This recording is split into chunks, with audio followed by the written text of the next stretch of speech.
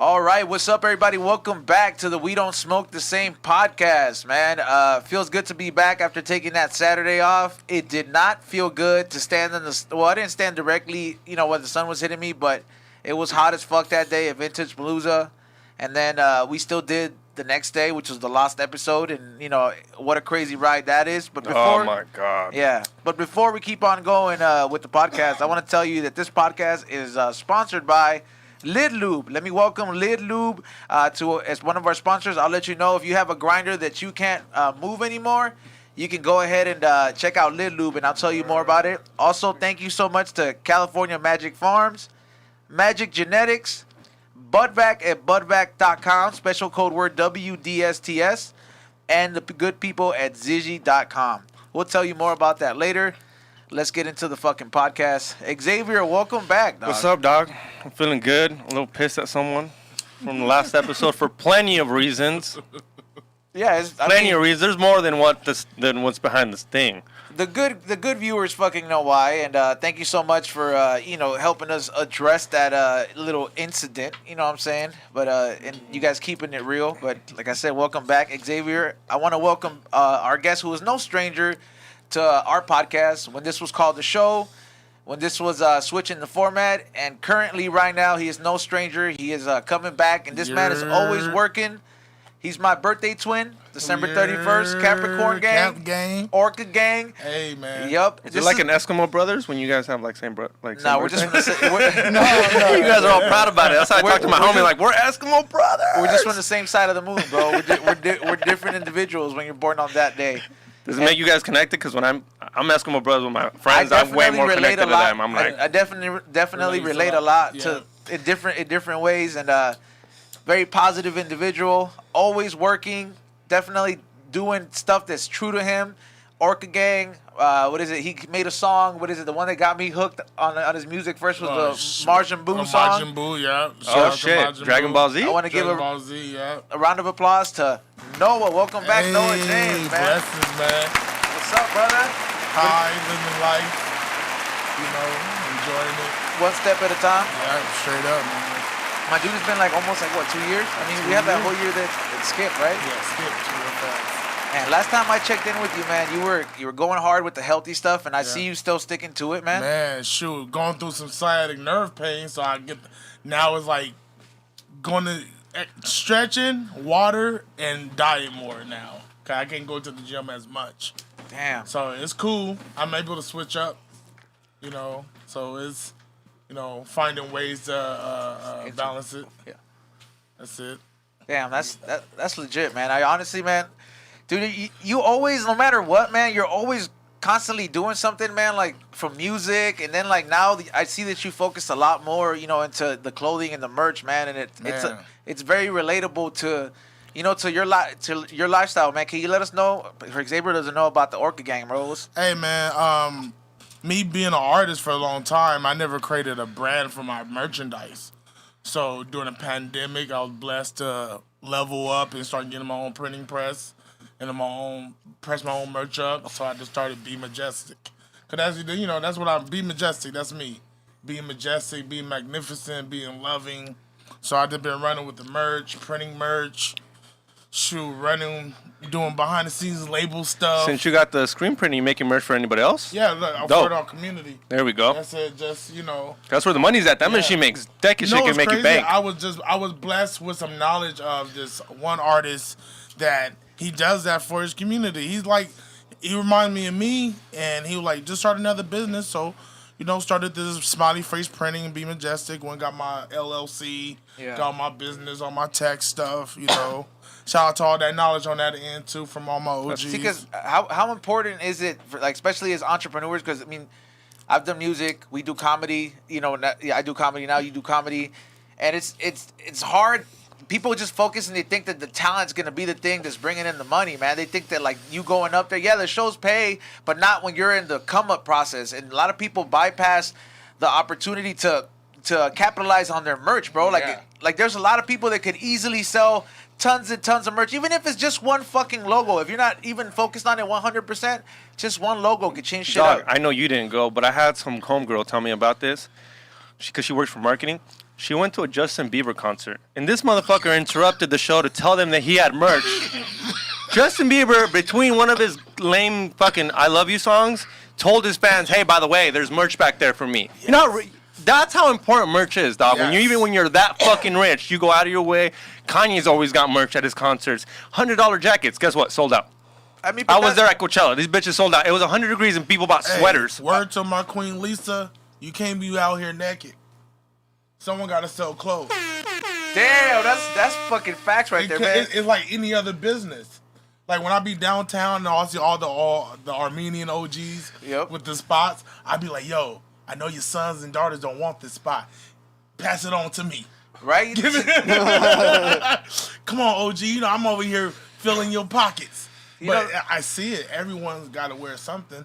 You know, it's funny that you mentioned that, man. It's like you mentioned, you know, the Armenian OGs. I used to work for a Persian dude when I was in college selling cars, man. And dude curated this dope-ass business in, you know, in the SFV, 25 years plus. He was trying to pass it on to his family. Dude fucking would much rather sell it and be like a full-on tech nerd than to just embrace the hard work that has been done. And I thought that was rare. I'm like, why would you just take the money over, you know, having something that's consistent? But I feel like it's a new generation thing, man. I think when we come from nothing, we want that. We want something to be passed down to us. And build on top of it. It's not like we're going to grab it and keep it like that. We're going to grab it and build it up. You give me a liquor store, I'm going to build a grocery store. Yep. You know what I mean? You give me a little folding company for laundry, start a laundry company. You know who's like that? Yeah. And you might know him. Scumbags. Was always telling people how to make money, and he'll drop it down. He's like, buy a pound, do this, don't tell me you're broke. And you're like, yes, he makes it seem easy, but it kind of is. I mean, because it's hard. It's hard. People don't understand the discipline that has to go.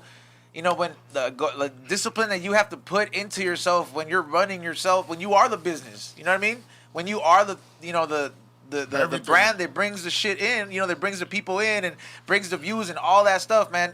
It's hard to manage that shit, man. And sooner or later, you realize that, man. The workload is tough. I'm telling you, people it's don't tough on me. Yeah, people don't want to wake up early because they don't want that 7 to 3 or the 9 to 5. Izon, what time you up?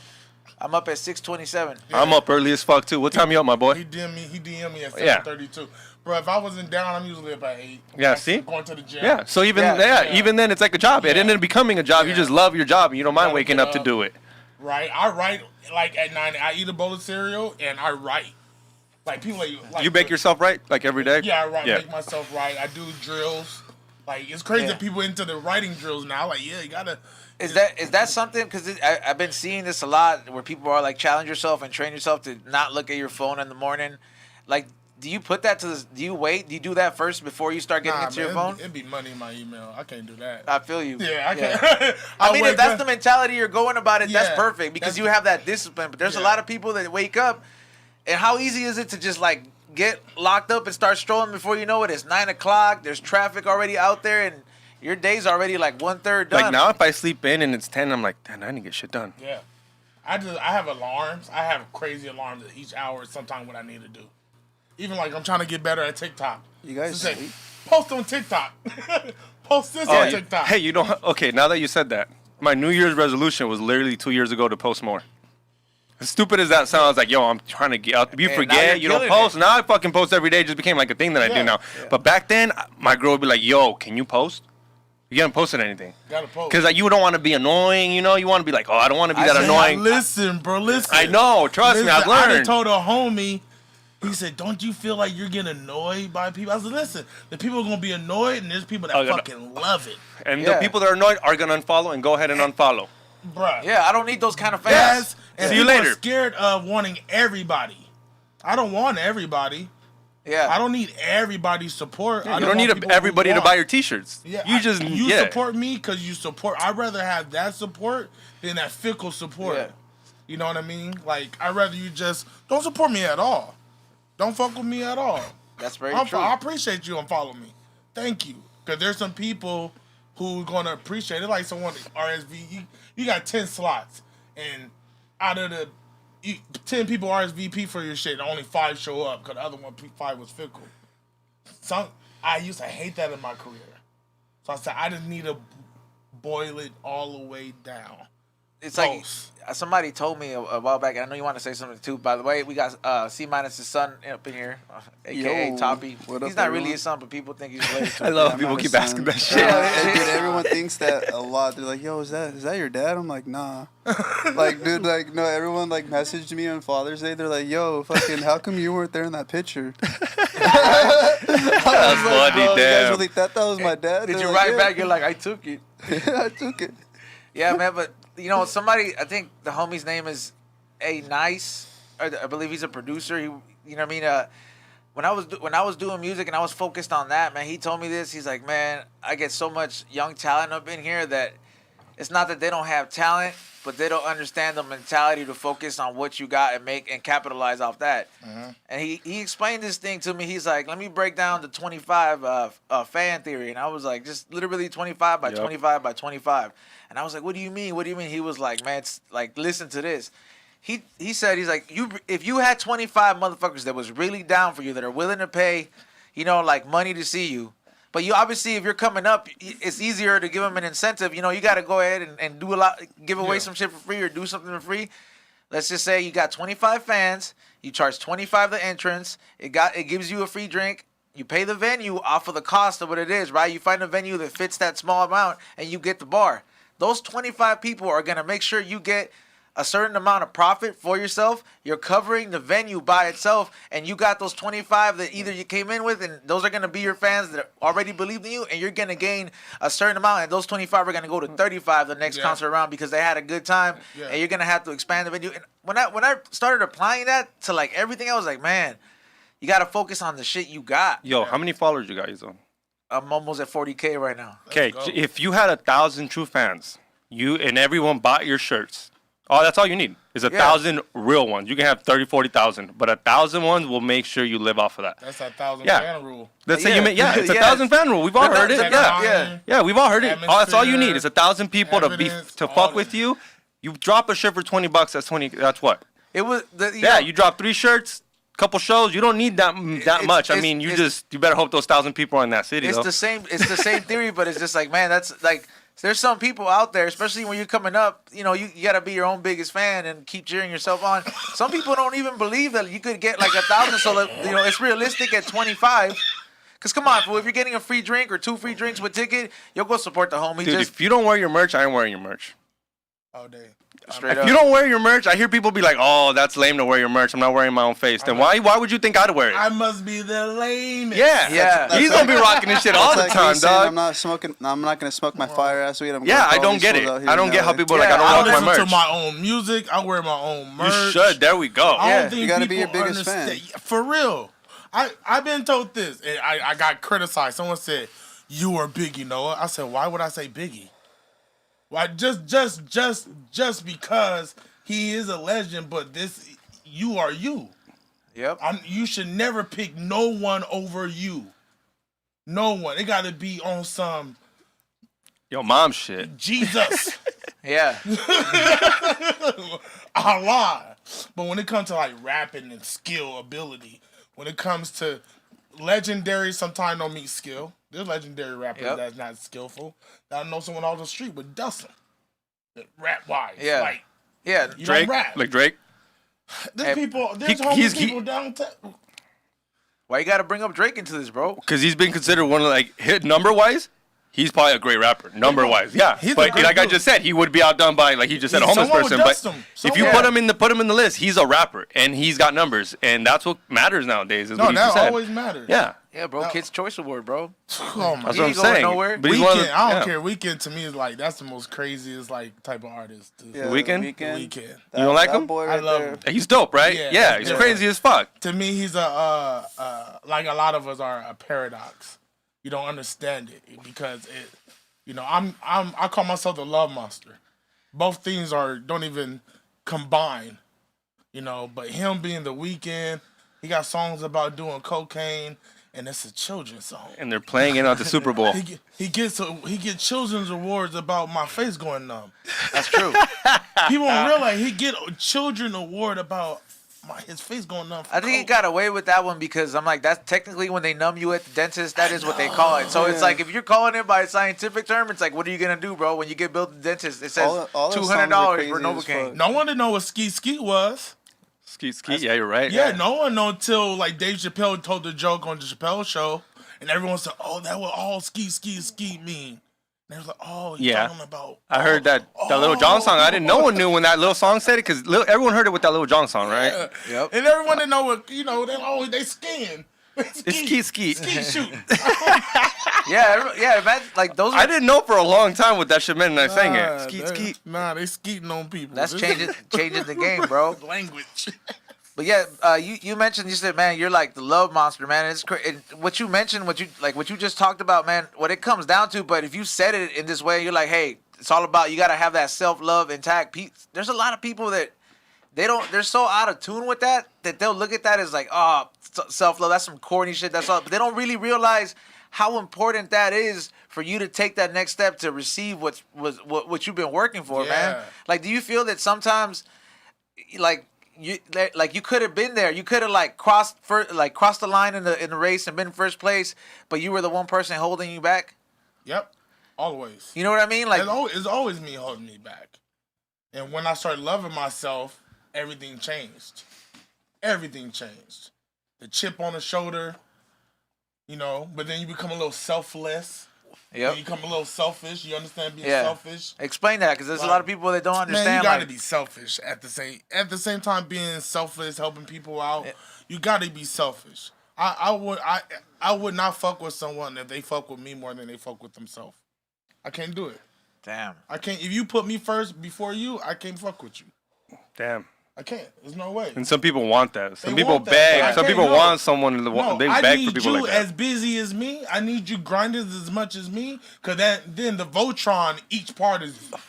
Yeah, it's vital. It's like when the Power Rangers got together, bro. It's like if one of them was not there, that shit is crippled. It's like what Mo said. Yeah. Remember that thing where he said, I think he posted or something like that. Mo from Craft Beer Kings, he was like, everyone in my team does something better than I do. Yes. Everyone here does something better than I do. If not, then why are you here? Why are you part of my team if you don't do something better than I do? So shout out to Mo. Yo. Yeah. My homie Mo, and trust me, he owns a craft beer and he got his shit on lock. And when he said that, I was like, yeah. That's love. Hey, when he said that though, I was like, I patted myself on the back. I was like, bro. Yeah. That's love, no, when he said that, I was like, I was killing it on that one. Bro, there's a lot of insecure people that will kind of try to make you feel guilty for having that mentality, but hey man, I'm not here to be the introduction kindergarten class so you get the routine. Either you get it or you want it, because if I gotta make sure that you're running right every fucking 5 minutes or 10 minutes, bro, you're distracting me from what my goal is, and I need to be around motherfuckers like you said that are better than me at something. You know what I mean? It's like at least cleaning the bathrooms. Be good at something, homie. Bro. Something, dog. Nah, you have mop the floors. You have to have. That's crazy. Some people think that's weird or some way, but I was raised that way. You have to do that. And when they need help, you're there to help. You can actually help. It's like you can actually help. Yeah, you can't. Because you put yourself in a good position to help. You can't, because if you don't put yourself in a good position and say someone needs some help or they want to get plugged in or they trying to get something, you be like, you know what, man, I don't even have that, man. You can't give nobody a ride if your fucking car ain't running Because what he said about helping the community with the screen printing, all I thought about was there's so many companies that start up that don't want to make shirts. He goes, makes it on a deal where maybe he don't make money, maybe he breaks even. But if this company blows up, guess where they're getting all the shirts from? Yeah. You'd be a dick not to go to him after he came to you and be like, yo, I'll cut you even. Let's just get this shit popping. Yeah. You're the part of the community. Hey, elementary school. I love the fucking tortas you guys make there. Yeah, that's what we on. Elementary school. And then, hey, young homie, you don't know how to do it. We're going to help you structure this. All of it. Even how your graphics need to be. You know what I mean? I got some people that might do that off pro bono because we want you to know the game. If we help you with the game and don't even try to charge you for the game, when you really get the game, when you come back and need that, you come back to the source. That's true. Some people are scared to take these little, but I'm blessed to have OGs that did that for me. And then I also want to mention that part of it because yeah, if you understand the way it is and you understand what's best for you, you know what I mean, and on your journey, some people take the whole part of people falling out or not reciprocating that energy in like a bad way. You got to look at it like this. You can realize and at that moment that person doesn't reciprocate that vision or it's not willing to put in the same energy that you did. So you got to let that go. It cost you that amount of time and that realization for you to realize that was just a lesson and that's it. You know what I mean? It's not a personal fuck them this. It's not that. It's just like, hey, man, he wanted to be a soccer player and I wanted to be a fucking Guy Fieri on TV. This is different. I still fuck with you. Yeah. But that, it's just not the same. And yeah, I don't know why people get caught up like, oh, same dream or same route or, it can't be. Why would it be a falling out if it's going a different route? It more should be supportive. Yeah. Or I got a homie that used to rap. Now he do air conditioning, right? Yeah. And he got an air conditioning company. So he would do my granny air conditioning. He would do my family air conditioning. He would do the community air conditioning. You know what I mean? Like, he don't want to rap no more. Yeah. Cool. How long was he rapping for? Because we've talked about this. We think about this thing called the 5-year theory. Like, I think you got to do something for 5 years for it to fucking kind of click. Man. If that's kind of like. At that point, you should stop, though, too, I would say that's more applicable business-wise. You know what I mean? Like, if a business can take 5 years for it to pop up, a career is not guaranteed, bro. Those motherfuckers that have been 10 years. And then you should go do something else, is what I'm trying to say. I think there's always should be a 5-year theory. Say for music, I could say I've been at it, like, for real, for a good 10. Solid. A good solid 10. The first 5... I put in a lot of work, but I was helping my community out. I'm touring. I did Pay Dues, toured with MERS. And I still feel like I wasn't putting in 100 because I was helping a lot of people. I wasn't putting 100 in myself.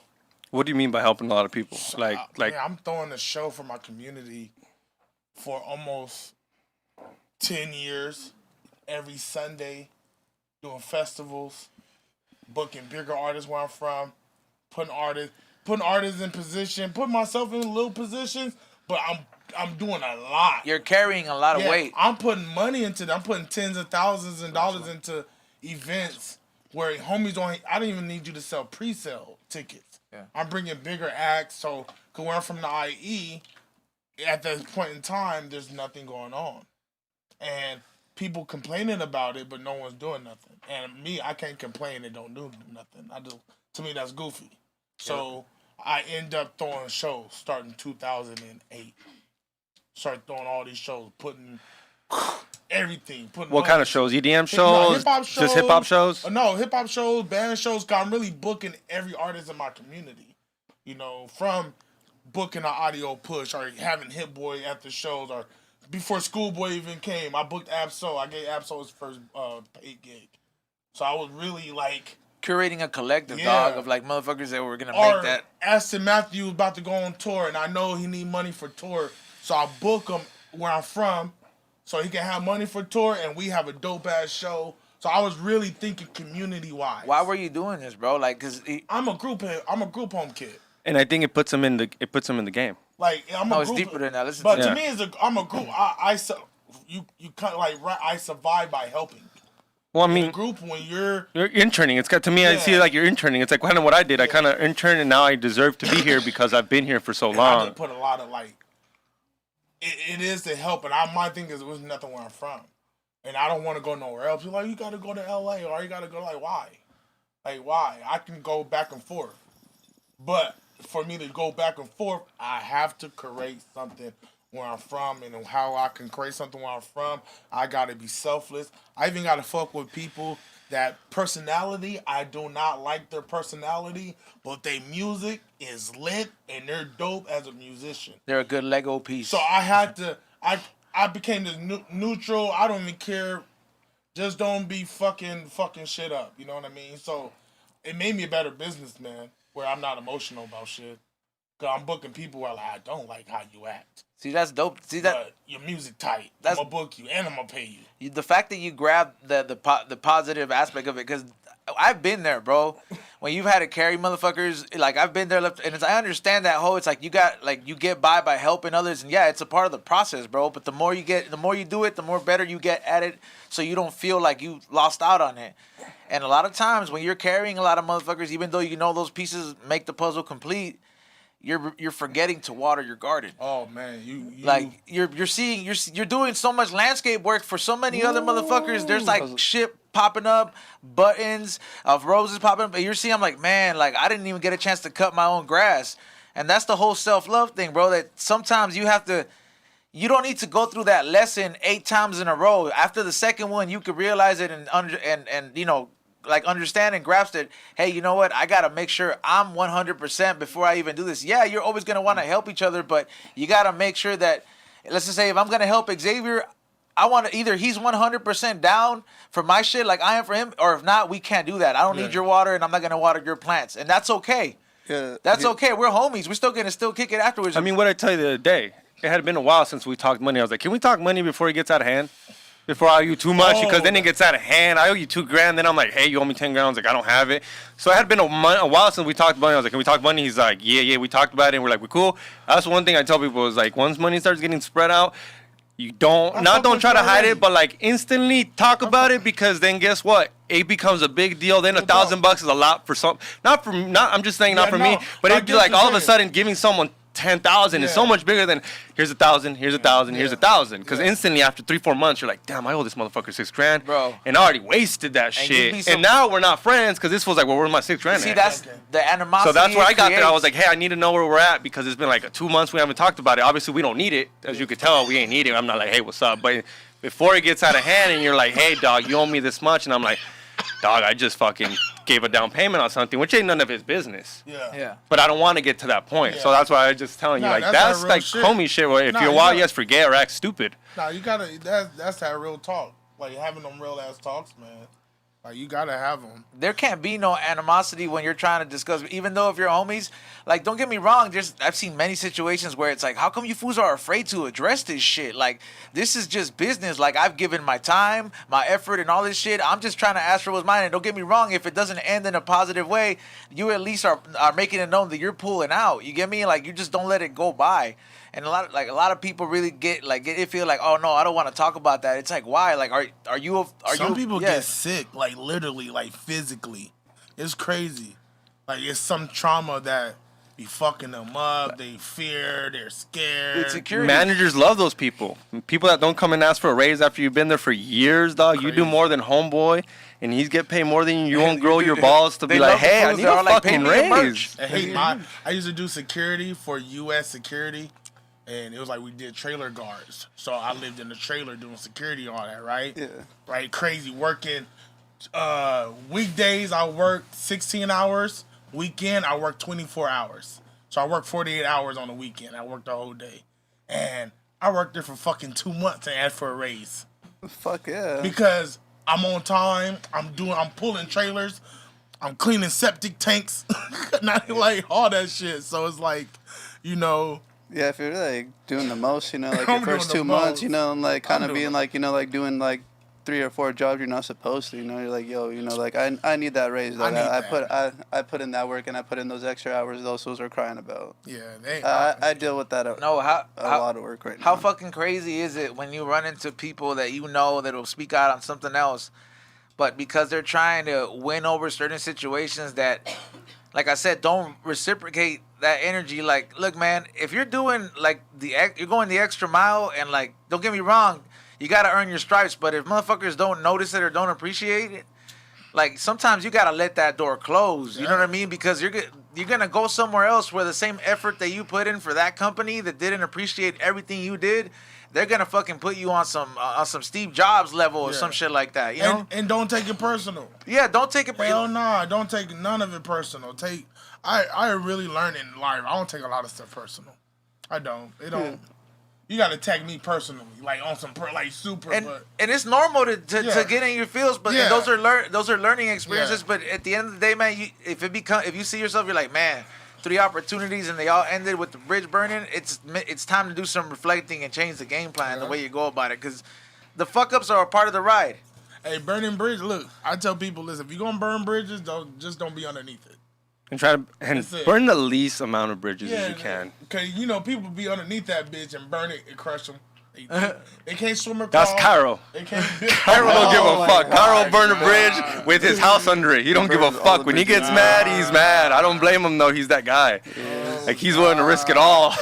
Cairo will risk it all. I've been knowing He'll be Cairo like, for a long time. There's Yeah. a fire here. He's I have a can of gasoline. Yeah, I'm he's gonna the type, add and more to it. he said it too. He's That's like, the best way to put it. When he said he will risk it all. He will cliffhanger. He will love you. I tell you, he will. That's why I love him. Cause if he fuck up, he go. he ride or die.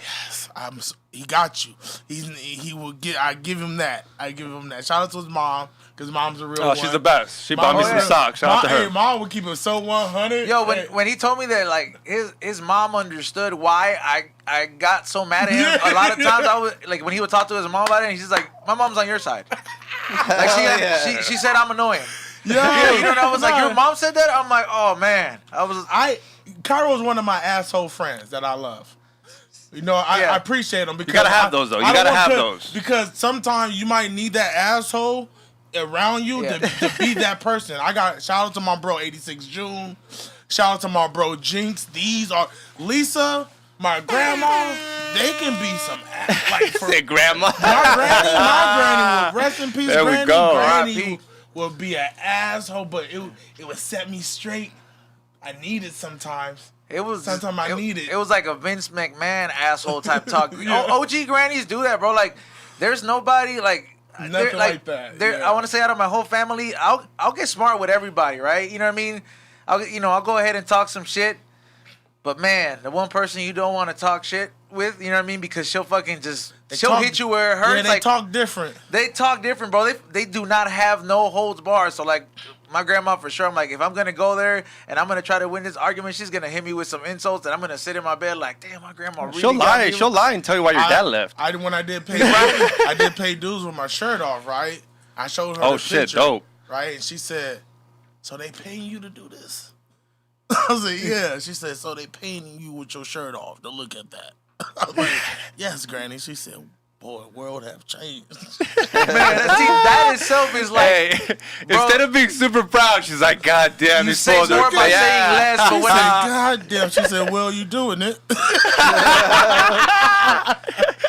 Shout out to grandma. Shout out to grandma. Well, you doing it? Okay, your drawers is up, your crack ain't showing. I'm like, wow. Hey, there's so much truth to that, bro. Like, if you ever want like an honest opinion out of your family, like if you're like, hey, is this shirt tight? Do I look fat in this and all this shit? Go to grandma. Go to your grandma. If you still got her, like, honestly, go, because your grandma will fucking tell you, bro. She's like, you look like a fucking tamal in that shirt. You know what I mean? How long you had your tattoos from your grandma? You got a lot, so I know she knows about them. But how long your first one? Because I know you live at home. Well, I know you love grandma, dog, which I respect that. Like you really honestly, like she was more accepting than my other than like my parents, bro. Because just I don't know, bro. Like she respected certain things that like only she saw in you. That she's like, well, I know he's gonna be a solid motherfucker with a good, you know what I mean? What's the first one she saw? Because you had some weird ones. I did the piercing first. Okay. Yeah, that was like the baby steps into it, and once like what was your first piercing? I only got my ears pierced. Oh, for some reason I thought your crazy ass would have snake bites. What the fuck's snake bites? It's an eye thing. It's an eye thing. My bad. He knows. It's the two hoops. The two hoops. Bro. I don't know. My bad. He's to the Sun 41 and stuff, man. Yeah. Well, he thought I don't know. He thought you were a juggalo, dog. It's the hat. It's the hat right now. It's the hat right now. Like you have that. Well, he does not drink Fago. I think it just depends on the relationship you got, man. Because like grandmas are pretty accepting, but they'll still judge. Like it's like. But they know they can't erase it, so it's like you gotta have that Peter Parker relationship. So what was the first tattoo she saw? The Homer Simpson. Oh shit, she saw a cartoon. That's what I mean. Yeah, because you got some crazy tattoos where then it was the lion, and then they give you the classic like, oh, qué bonito, like, and then they'll say something like aggressive, like, píntate el culo. You know what I mean? Like fucking like, why don't you paint your ass? You know what I mean? That's hella fucking like. This right here, my first tattoo, 14. Showed it to my grandma. She's like, "What is that?" I said, "A mic." She said, "It looked like a German grenade." And I went and looked up what a German grenade looked like, and it do look like it. Damn, no offense, your grandma's right. She's right. She was right. Yeah, I love World War II shit. I love World War II shit. That shit looks like a bomb. You know history. Yeah. like, you know, but I don't know. I appreciate those type of vibes. I don't get too, you know, they real. Someone show me they real self off back. I don't care, asshole, mean, nice, whatever. You show me your real self off back. I respect that off. Yeah. If you hide yourself, that's technically evil. Yeah, like I think one of the worst things you could ever hear from just anybody that like has a certain assumption or they think they know you is like, oh, like I see your true colors or I see your real, I see the real. If you ever hear somebody say that to somebody else, like, damn, man, that shit, you should take that hella personally because you're over here portraying two people and that's the worst thing you could ever do, man. You know what I mean? Like you're too insecure with your real self that you got to put this facade, you know what I mean? That you don't own the redemption in your life and like, yeah, so what if I'm like this? So what if I'm like that? I still, you know what I mean? I'm still me. You gotta be you, man. I got a homie named Propaganda, dope ass artist, Christian artist. Oh, but, cool. Smoke cigarettes, he drink beer, he cusses. So he don't follow the rules. And he don't shy from that. But he is a Christian artist. So he shows his flaws in everything he do and why. And it, to me, is dope to see someone like that. Like, so he performs at churches. Yeah. Like heavy. But Drunk? Not drunk, though. Nah, but but I'm just wondering, yeah. But you know how certain religion will judge you. Yeah. You could be married for 14 years and your wife can twerk in the church like, oh, they sinning. Well, I thought we married though. I thought when we get married, it's all good then. Everything goes in. We can sin all we want if you're married. The way he said they sitting was very like that like the pastor you see in definitely on TV, you know what I mean, or like the TikTok videos. He sounds like the Footloose guy. Oh yeah, that's the sheriff from Footloose. Hey, that's my favorite one. That's my favorite movie. Dude, you like Footloose? You know why I love Footloose? Why you with that? What the I'm fuck? like, yo, they are dancing to freedom. I'm like, that's how oppressed they are. They got to dance their way to freedom. Yep. Freedom. Oh, that's David. Just walked his ass in here. Is Cairo still down there? No, I didn't see Cairo. Oh, somebody's got to make sure that door's closed. Oh, man. Yo, fucking Cairo. Fucking Cairo. Yeah, man. You know, when you said what you just finished explaining, I'm like, I always tell people, like, man, how come you're never really stressing about what motherfuckers have to say? I'm like, man, because if they have something negative to say, anything that comes out or that I do, I own it. And redemption is such a beautiful thing, bro, that, like, even if you, like, started a big fire, if you really own that shit, you know, and you understand where it's at, it's like, hey, man, people, you know what I mean, are going to, like, accept that a lot more than you trying to hide it. Straight up. Hey, man, you got to be you, man. Some things I'm great at, some things I'm a piece of shit at. So, hey, fuck it. Accept the flaws. I don't care, bro. That's how I've been living, bro. Like, even the pandemic helped me with that. Like, you know, solitude, being home more. You know what was the first lesson that I saw? Because I watch a lot of cartoons, and a lot of people know that. And one of my favorites is King of the Hill. And I was like, I didn't realize that that's what it was teaching in that episode. But there's an episode where Bobby's talking to Peggy, and then she's lost her funk for something, and he goes and tells her, he's like, Mom, you got to get up and do this again. Like, you got what it takes. And he's like, so what if people talk about you in a certain way? They say things about me all the time. They're like, Bobby Hill's fat. No. So what? I'm also funny. Yeah. I have a girlfriend. Yeah. You know what I mean? As a kid, I was like, yo, this shit's relatable as fuck. Cause you're so vulnerable and insecure when you're coming up, especially your preteen years. Yeah. And so I'm like, man, you didn't know that you was learning that, but it's cool to see that I saw that at such a young age, and I still watch it to this day. And I'm like, man, you remember that shit taught you so much? Just made you realize like how beautiful confidence is, no matter what you look like or what you're doing, man. Because you brighten motherfuckers up, bro. You bring a certain energy with you, man, and it's like I feel that energy that you bring has a lot to do with the fact that you're so at one with yourself, man. Bro, listen, I got a bow leg and I wear shorts. Understand? Yeah, I feel you. You know what I mean? Yeah. You came in here with a crutch, bro. Came in here, like, you know what I mean? Like, some people have this pride about them or certain things that it stops you from living life or having fun. It got you in survival mode 24 hours. Fuck survival. I'm trying to live. I survived already. I'm good. I survived. I'm good. Credit getting good. Life getting good. Money getting good. So, you know what I mean? Like, I'm laughing because you said credit good. That's how you know you're getting older. When you said credit getting good, I feel you. That's why I'm laughing because I feel you, dog. That's right next to when you get a new fucking new. You know what I mean? Shout out to my OGs blessing me with a lot of knowledge. So I would never ever go to a label for a loan. I would never go to a label for a loan. If I'm gonna get a loan, I'm going to a bank. So so is that what labels technically are? Yeah, They're a loan? Loan sharks. That's what No, I call 100%. No, I know they're Straight stealing, up but that's loan what they are. sharks. They're Yeah, giving they you money loan. to go do your tour and Yeah. then taking all the That's profit. it. Especially if you got a 360, they getting all of it.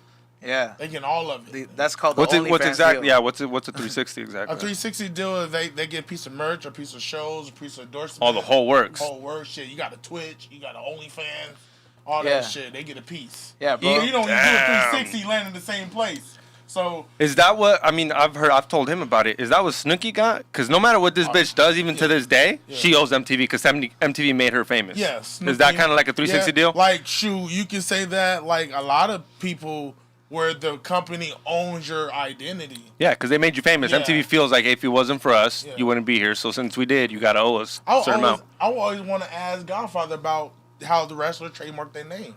I wonder if Undertaker owns his name. Cause I know the Miz owns his name.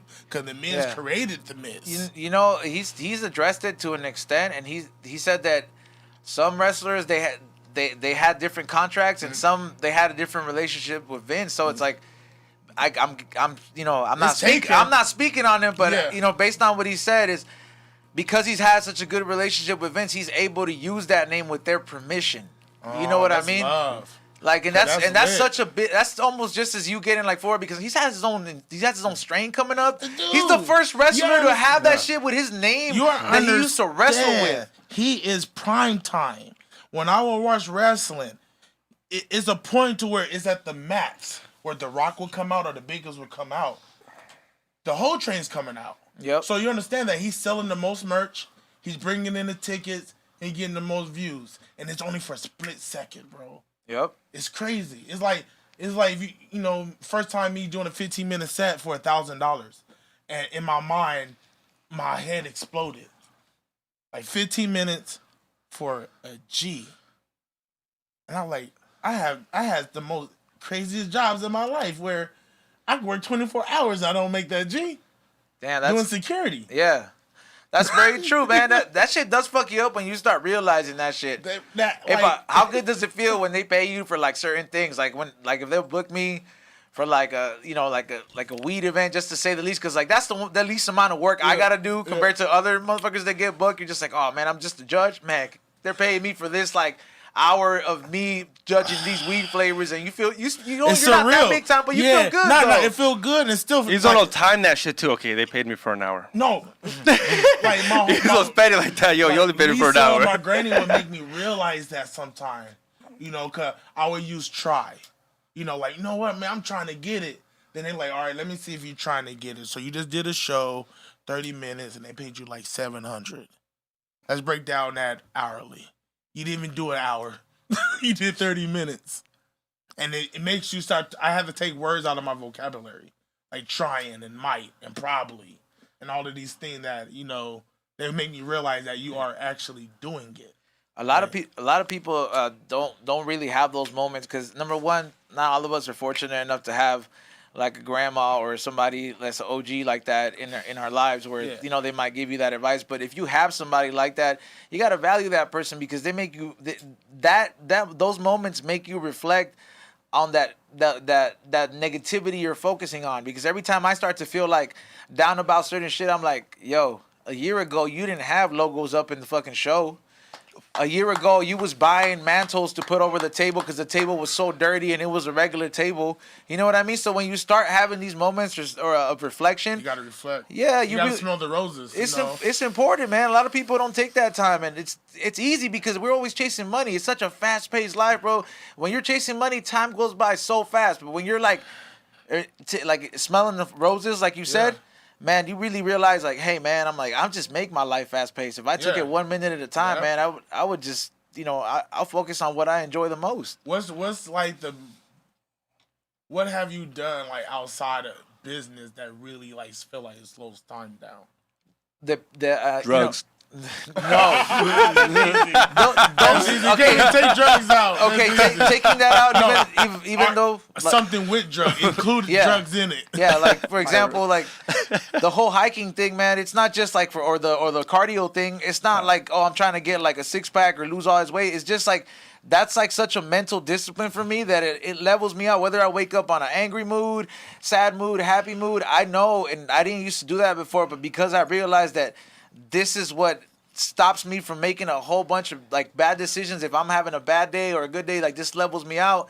I had to integrate that as a part of my life. You know what I mean? I also integrated like painting and doing art. Yeah. And I'm like, I might become okay at it. And I noticed I started getting better, but I'm like, hey, this is necessary during these moments of reflection, because if you get caught up too much in the rat race, man, I'm like, you don't get the time to enjoy certain things. It's okay to go to your little cousin's little birthday, or like your sister's kid's birthday. You don't have to miss all of them. Like I don't play a lot of video games. When I do though, I feel guilty. I'm like, there's no gain out of this. I used to feel like that. Yeah, I'm like, there's no gain out of this. Why am I doing this? Like, who gives a fuck? I'm definitely losing against a fucking 14-year-old that's kicking my ass. I should just go do something. Go create a design-free zone for we don't smoke the same. But like you guys just said, you gotta enjoy it and chill. Yeah, that enjoy pressure's chill. always there though. But yeah, it's always gonna be there. You full playing Fortnite for sometimes. I'm just like, or FIFA. I'm like, why? Who cares? Especially when I lose, you know. The faster you understand that you gotta have fun, bro. Nah, yeah, I feel you. Like raves, I mean, because I haven't been to a rave. That makes time go by so fucking quick. I never mind wasting the money there, because at the end of the day, I'm like, that was worth it. Yeah, you gotta have fun. I think the sooner you realize that you know what I mean, that those breaks make you it tweaks you up a little bit in a different way that getting the money doesn't. It's a recharge. Yeah. I never been to Disney 2009. Like I never been to Disneyland, so this 2019. I never been to Disneyland. Period. I went on. Still? Oh yeah, I forgot. Dude, you gotta go. We never made that episode. Remember? Oh yeah. Are you?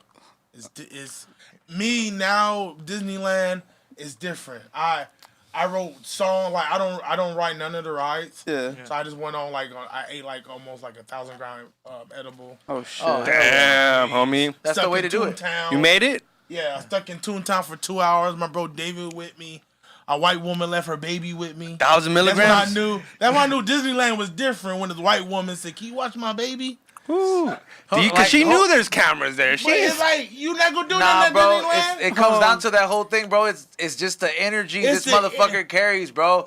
No, I believe that. But I think in Disneyland, once you go in there, you know this is no fuck up zone. Yeah. This is be as loving, as much fun as possible. Field trip behavior. I still think a lot of creeps go there. I think a lot of creep pedophiles motherfuckers be showing up there. They ain't gonna do nothing. Yeah. They ain't gonna do nothing. They just it's eye candy. It's motherfucking eye candy for them, but yeah. I seen some homies from Sessions at Toontown, like looking at people who doing some sus shit, ready to stump them out like fathers. Yeah. So like fathers there. So yeah, you gotta remember, man. It's like, especially if you go there with a family or like a loved one.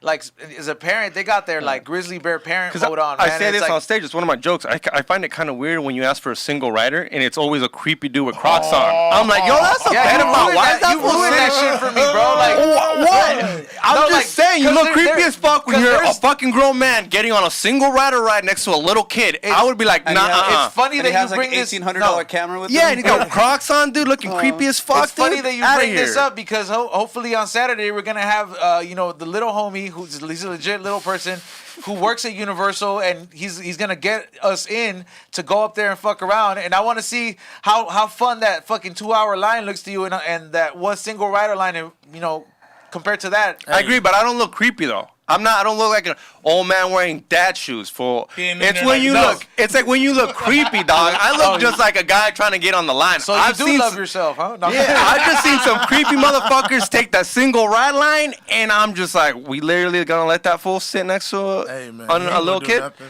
I think the people are kind of hip to it too, man. Like the people that work at theme parks, bro. They kind of brainwash you to an extent. When my mom used to work at the California Adventure Hotel, she used to do the cleaning there. like there was a certain set of rules and procedures that to help you keep your composure no matter what, bro. And yeah, Disney's different, bro. Yeah, so they know, bro. Like if you're admitting the single riders, and for example, like you see this dude with the Crocs, and he looks like he spends a lot of time on 4chan. Careful. 4chan people come at us. Do not talk shit on 4chan, dog. I love Those 4chan, are trolls, bro. homie. I love 4chan, but Real it's like trolls. they know that they have certain fucking sections that are fucking creepy as fuck, and they have some weird ass shit.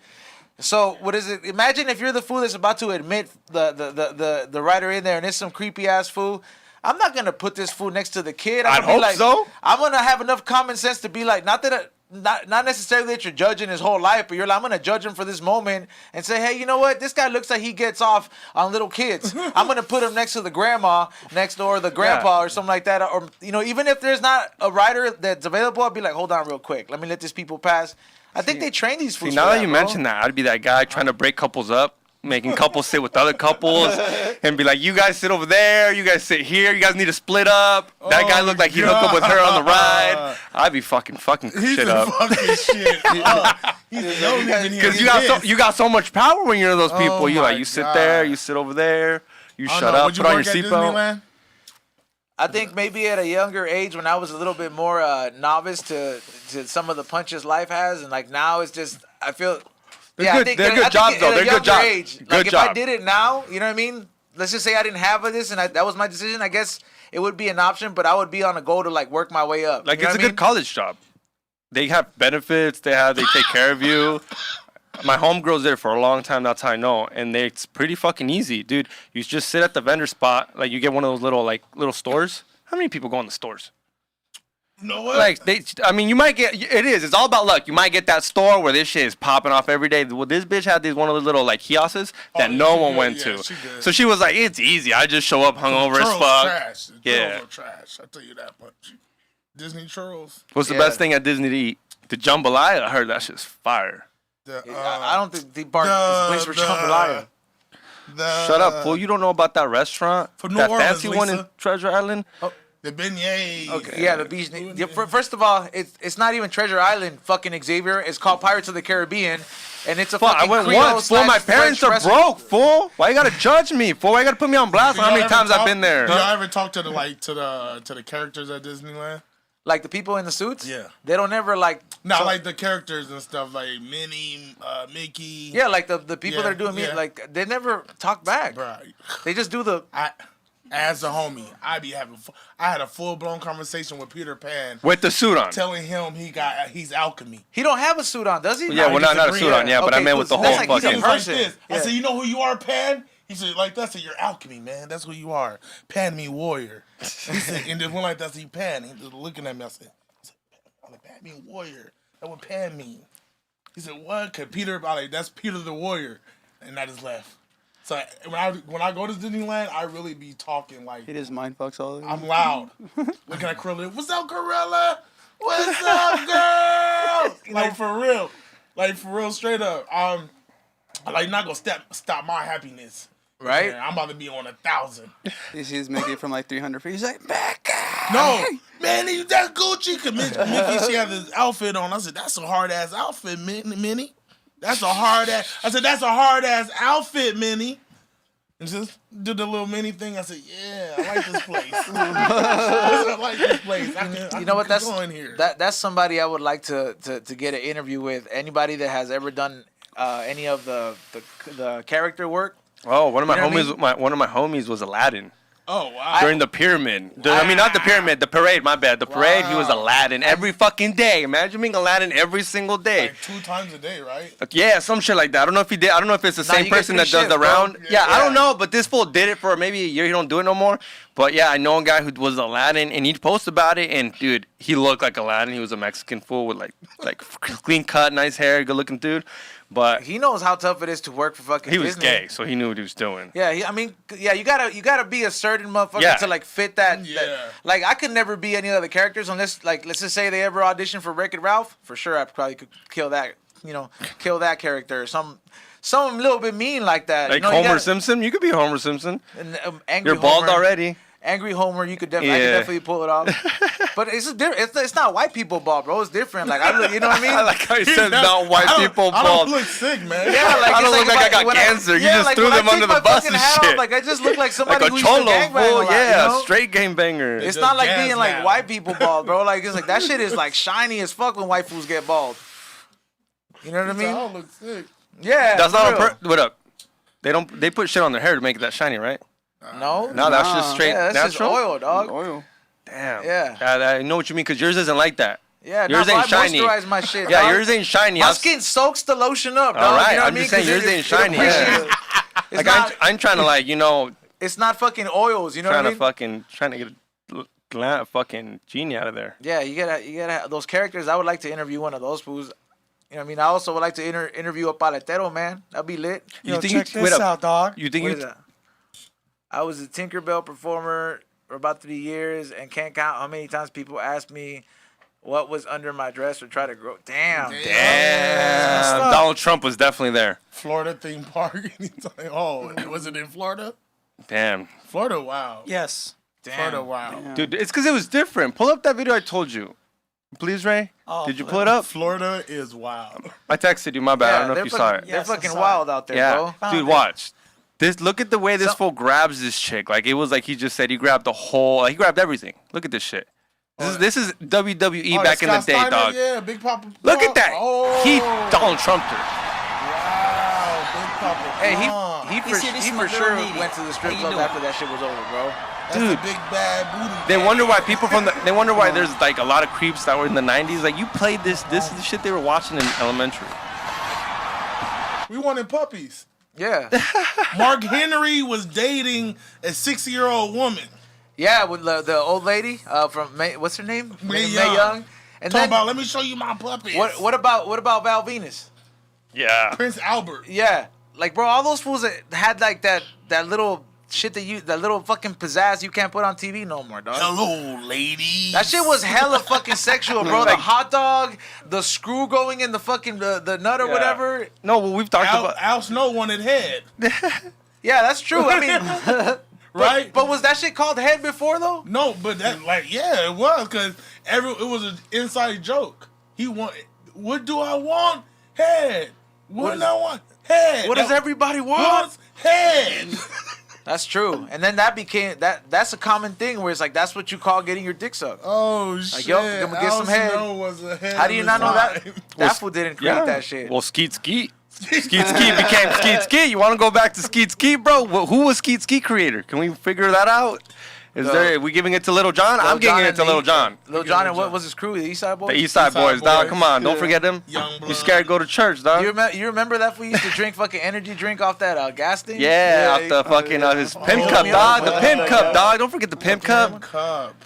Damn. No, Yeah. not the pimp cup. The gas. the gas guzzler. fucking Oh, yeah. thing, bro. But that was a thing. Baby bottles, gas. It was just, They still sell baby bottles in Florida. Damn, they still. Like in the hood. Like this guy comes by and tells you if you want this jungle juice type of shit for like $5-10. And you just fucking get it. And it comes in like, not a baby bottle, but it's that ghetto shit where you can tell. Or it might be a plastic bag and you got to stick a You get a fucking. little straw in it. Yeah, ghetto I don't know shit. why I Like, do love I live in that. Puerto Rico? I love that. You love that I shit? still love that. It's a bag and you gotta put it. Oh, that like when you drink from a bag? Yeah, That's man. some Central American shit, bro. Like I remember bro. that's some shit. I'm my Haitian, so sometimes they just make me feel like, all right, I'm somewhere where there's some culture, some love at somewhere. I don't know. that's some Yeah, that's some shit my grandma said that like she's like this is how you know you was poor. yeah. You know what I mean? And she told me she's like you're lucky you get a drink from a can. We used to drink from a bag. I was like what the fuck a bag? And then one day school had milk in bags. Yeah. I remember that's how you know my school was shit, bro. I was like man we get chocolate milk in bags, fool. Yeah. Know how easy bags to break? Hey, those bags of chocolate milk were pretty gas, Yeah, though. it was fire, Those though. were fire. Nah, y'all were just hungry.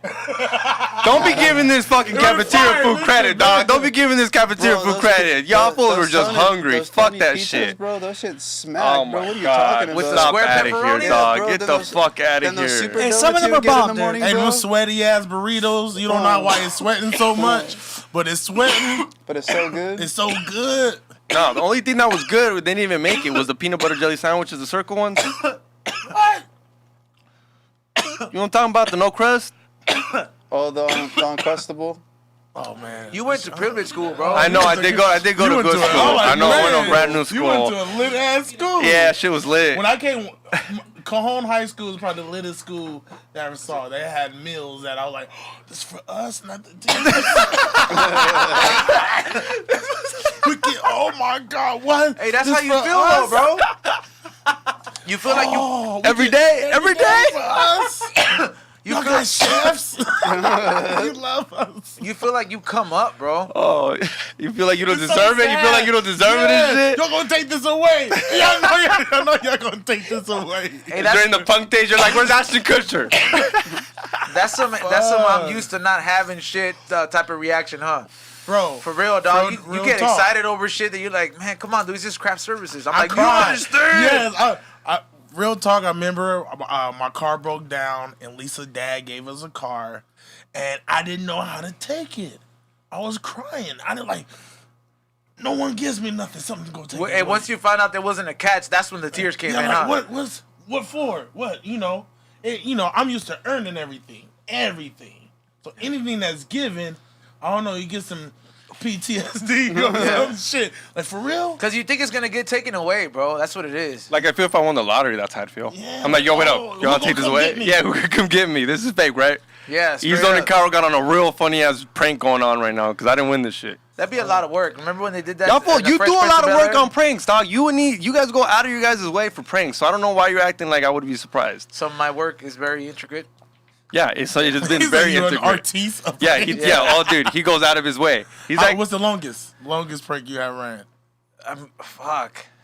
I think it was when I was recording here a lot. I would just keep pranking A-Way, my producer. Oh man. I would just keep like pranking him and just like spraying him with like a bunch of bottles of 420 spray. He's like, if I get cancer for breathing this in, bro, because I'll lock him in there and puncture a hole in the spray can and just throw it in there. But he's that type of guy that pranks like. He'll grab someone's banana and squish it for no reason. Just so when you want that banana, it's ruined. Or like he'll grab your chips and crunch all the chips in there and just leave it there. He will get no satisfaction. Like he doesn't even watch it. To him, it's just like someone's gonna be pissed. He's the fool that fucking breaks all the fucking Kit Kats at the store. Yeah, he's that fucking asshole. I feel crushing them. He's that asshole. Yeah, he'll just grab shit and squish it. It's fucking little kid shit. He's a grown man. I fuck with you more, man. I know. Yeah. You know what? His pranks are out of his like for no reason. Like the other day, what you do? Oh no, the Apple thing. I'll tell you right now. So the homie he's the dude. He's a contract guy. He fucking talks to the corporate people. He's like they feel safe with him. He's our interpreter, bro. You know what I mean? Talks to the Chads that sign contracts. So. He knows how we work, so he knows how we get down. I don't know what provoked me to, like, I saw this Apple, and I was running late for the show, so I had to be up here, and I was like, man, I got to release this, like, rush of energy. I'm kind of angry because I'm late. So I seen this Apple kicking it right there, and I just grabbed it, and I was like, just started punching it, bro. And, like, I just fucking punched the shit out of it, and I didn't see that I punctured it, so I put it back. He's going to have those brown spots, but it's not punctured. And I guess that was the day where he was not having this shit, and it blew up, and... He was like, did you do it, Cairo? Who the fuck fucks with my food? While we're having the show. I had to apologize to that man. I rarely apologize over some pranks, but I felt really bad. I punched the Apple. Yeah, like you see, like those pranks, like there's just like retarded. Like what? No need. Like he'll flip shit over, so he'll flip like shit over. So when you get it, it falls out, and he's like, haha, now you gotta pick it up. Because it happened to me the other day, and I was like, what was the need of that? And he's like, for you to pick shit up. I definitely pointless and stupid, dog. Like he'll get the mop globs, flip them out without the case. So when you want one, you pick it up and they all fall down. And he just might not be there, but if he's there, it fucking gets his dick hard. He looked at me. He was like, I don't know. I've been waiting. He said, I've been waiting for someone to pick that stupid glob mops off. And I remember when I told you, I was like, I thought Cairo was gonna fall for this one, but I was like, now you gotta pick him up. Yeah, I'll try to pick up all these fucking brand new. So it's like a 500 case, and you gotta kind of spit them in there because they're brand new, and he's just there laughing at me, enjoying it. Beautiful family. Yeah, it's fun. It's fun. I'll give it to him, but I'll keep you on your toes. I've been like that since I was a kid, man. I'll tell the tell what you did on I'll tell them right now after the ad read. But I'm when I come back from this, because by the way, during the break, I know Ray plays the. follow the sponsor videos that I've done. Yes, that still applies. So if you did it already, I have you on a list. So don't try to do it again. This is for all the new viewers that follow the 2 sponsors that I did the video with. And you guys show me proof on the DM. I'll go ahead and send you some sticker care packages just as a token of appreciation. But yeah, once we come back from the promotional videos and the ad read, I'm going to talk about the stuff that I did. I was reminiscing about it for some reason. This dude's my best friend to this day, but I don't understand why I did this every time he had a birthday party. Like, I had a serious chain of events, and I'll tell you. We're talking about what we were, like what you said, right? You're gonna think that I was a fucked up kid, and I'm like, I don't even know how this will still maintain to be my friend. Either you gonna tell a story or play the ad read. No, I'll tell the story. But before we come back with that story, I need everybody in the chat room to hit the thumbs up. First of all, thank you so much. We've given you guys so much free game up in this episode. I really appreciate you guys that are tuning in, and everybody who watches afterwards. Make sure you hit that share. This show has been brought to you by the following sponsors. First off, I want to start off by thanking Zishy at Zishy.com. Listen, who is not on OnlyFans these days? And if you're one of those people that appreciates sites like that, remember, it gives you a subscription just to one girl. And 9 times out of 10, you look at those pictures and think, man, that pussy looks a little fishy. So get away from the pussy that looks like it smells fishy and join Zishy.com. Zishy.com gives you access to a bunch of aspiring models, girl next door type of pictures, it's soft erotic or full-on hardcore. They got access to a bunch of galleries shot by professional photographers. Like, this worldwide. is a preview. This is just a preview of what you're gonna get later. What you see on subscribe. Instagram. Yeah, you can't show you that shit. Instagram don't like that shit. What you see on Instagram. Look at that girl on the left. She looks like she's got an emo album out. Yep, Avril Lavigne fan for sure. Yeah, for sure, dude. She likes. There we go. Ray knows what I was looking at. Yeah. I feel like she looks like her Tinder dates are at BJ's. Oh, you know what I mean? Yeah. God. It's because she got the choke holder thing. I've always said those girls are slutty. Xavier Guerrero, everybody. But yeah, make sure you guys check out Zishy at Zishy.com. Proud sponsor and the first sponsor we ever had on the We Don't Smoke the Same podcast. Make sure you guys follow their page. Please, they've never left us. They never left us, and go make sure you guys show their love to their Instagram page, even if you're not subscribed, like Will J. Also, I want to tell you about our other sponsor, Budvac at budvac.com. If you got shrooms, if you got herbs and spices for cooking, you got pre-rolls, you're curing and burping some plants, they got a jar for all you guys. You want to take all the oxygen out, preserve the nuggets, whatever you're putting in there, you want to preserve it by taking everything out and leaving it there to stay pristine. You need a Budvac jar from budvac.com. Use the special code word WDSTS. Once again, that is WDSTS. Only for our viewers. You get a special discount code, for being a viewer here. So make sure you guys check them out. We have a how-to video that we'll play definitely after the break. Xavier demonstrated as well on that one. You can apply the code WDSTS, and it'll save you some money at budvac.com. I also want to tell you about our friends at Magic Genetics. If you're a grower, if you're a first-time grower, or you're an OG with it, you're trying to create some new strains, or you're trying to fuck around and just grow some new strains, you could go ahead and get you some quality seeds, feminized, different seed vaults or seed banks that they work with. Make sure you guys check out Magic Genetics. They did an episode where they break down the genetics game, and every single purchase gets a free gift. Just make sure you follow them on Instagram, and make sure they're hooking people up. You saw they be tagging us and be like, yo, they came in fat. So if you're thinking about it, if you think about growing, I would hit them up. I mean, you could get that pheno or that cut that takes the weed world by storm, just like how flavors like strawberry banana did at one point. Legendary strains like the OG, or like how Purple Punch became. It was so good that people talk shit about it at the end. You know what I mean? You could take that weed world by storm. All it takes is the right grower to get the right cut and get started at Magic Genetics. And then I also want to tell you about. That's a long ass ad read, bro. I also want to tell you about our good friends at California Magic Farms, man. If you've ever dabbled, and I know you dabble with the mushrooms, I do too, and we're gonna talk about that when we come back. If you ever been curious about mushrooms or psychedelics, you can find all the information, everything but purchases purchasing these mushrooms in there, they can go ahead and give you the information on, how how you can get started, if it's allowed in in your area, the do's and do nots. They have a little bit of everything. Dude. I've been following him. He's so dope with it. Yeah, this guy definitely knows what he's doing, and he can give you all the information because this is the next thing that's gonna take off by storm, and it's already being decriminalized everywhere. So if you want to find any more information about mushrooms, you can check out our sponsor at California Magic Farms. Make sure you guys, he responds to all the DMs. Trust me, he does. He hooks you guys up with valuable information. And I also want to welcome our last sponsor, but our new sponsor, Lid Lube. Man, I know everybody here has had a grinder at some point in their life, and you have to toss that shit away because you think it doesn't work anymore. 9 times out of 10, that problem that you have is because it gets stuck. I've literally have had grinders that have so much crystals in there that it becomes hard to. Before then, you stopped using grinders. You bought this shit. Yeah, I use the Whack It because I hate the fact when it gets stuck. But Lid Lube has created a hemp oil that you put little drops on the edge, use a little toothbrush that it comes with it, and it literally lubricates the grinders, so you can actually keep it going. They can lubricate other shit if you want it to. I mean, I don't know about that, but their purpose is to lubricate the grinder so it doesn't get stuck.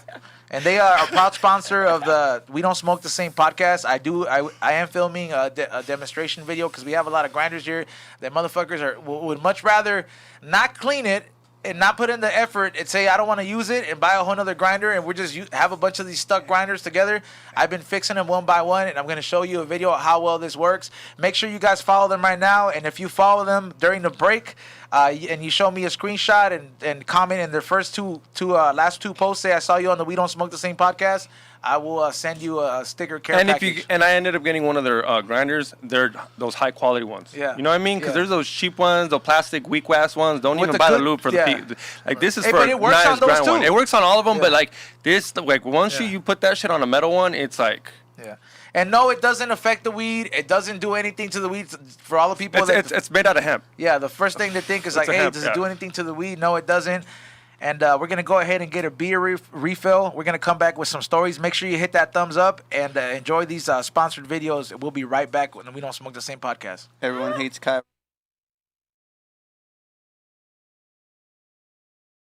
Now press a little knob. I know I'm stronger than you too, so. That's so cool. Now reuse that. Oh, you use that little pump?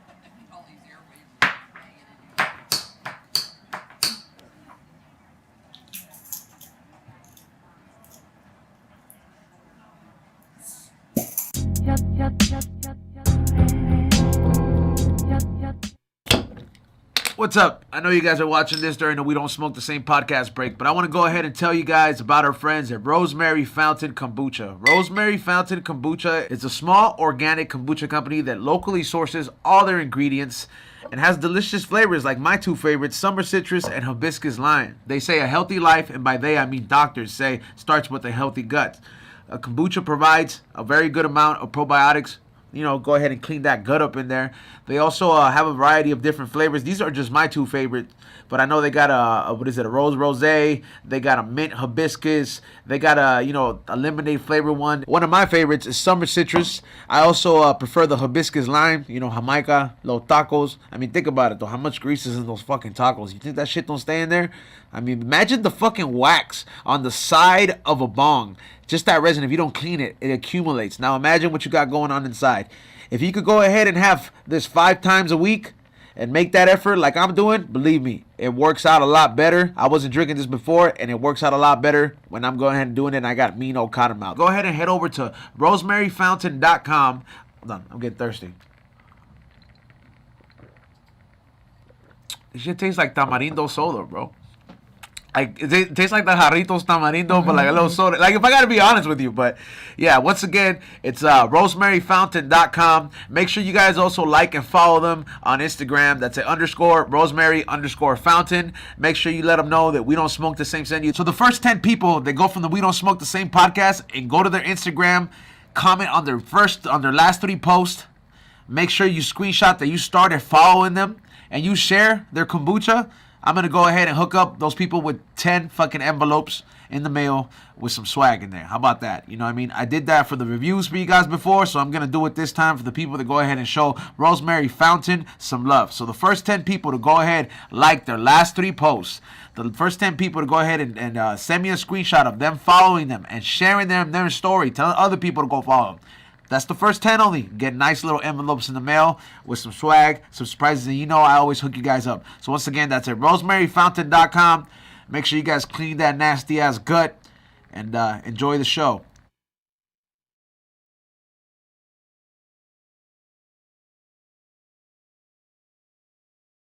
While we're on break, I figured we don't smoke the same podcast viewers that I tell you about how I keep my weed fresh. Yeah, I know you guys are wondering. You guys will probably have some methods like putting the orange peel in there, putting the tortilla in there. I don't know. I've heard quite a bit of different stories. When you got stuff like this and you got purple stuff like this, it costs a pretty penny.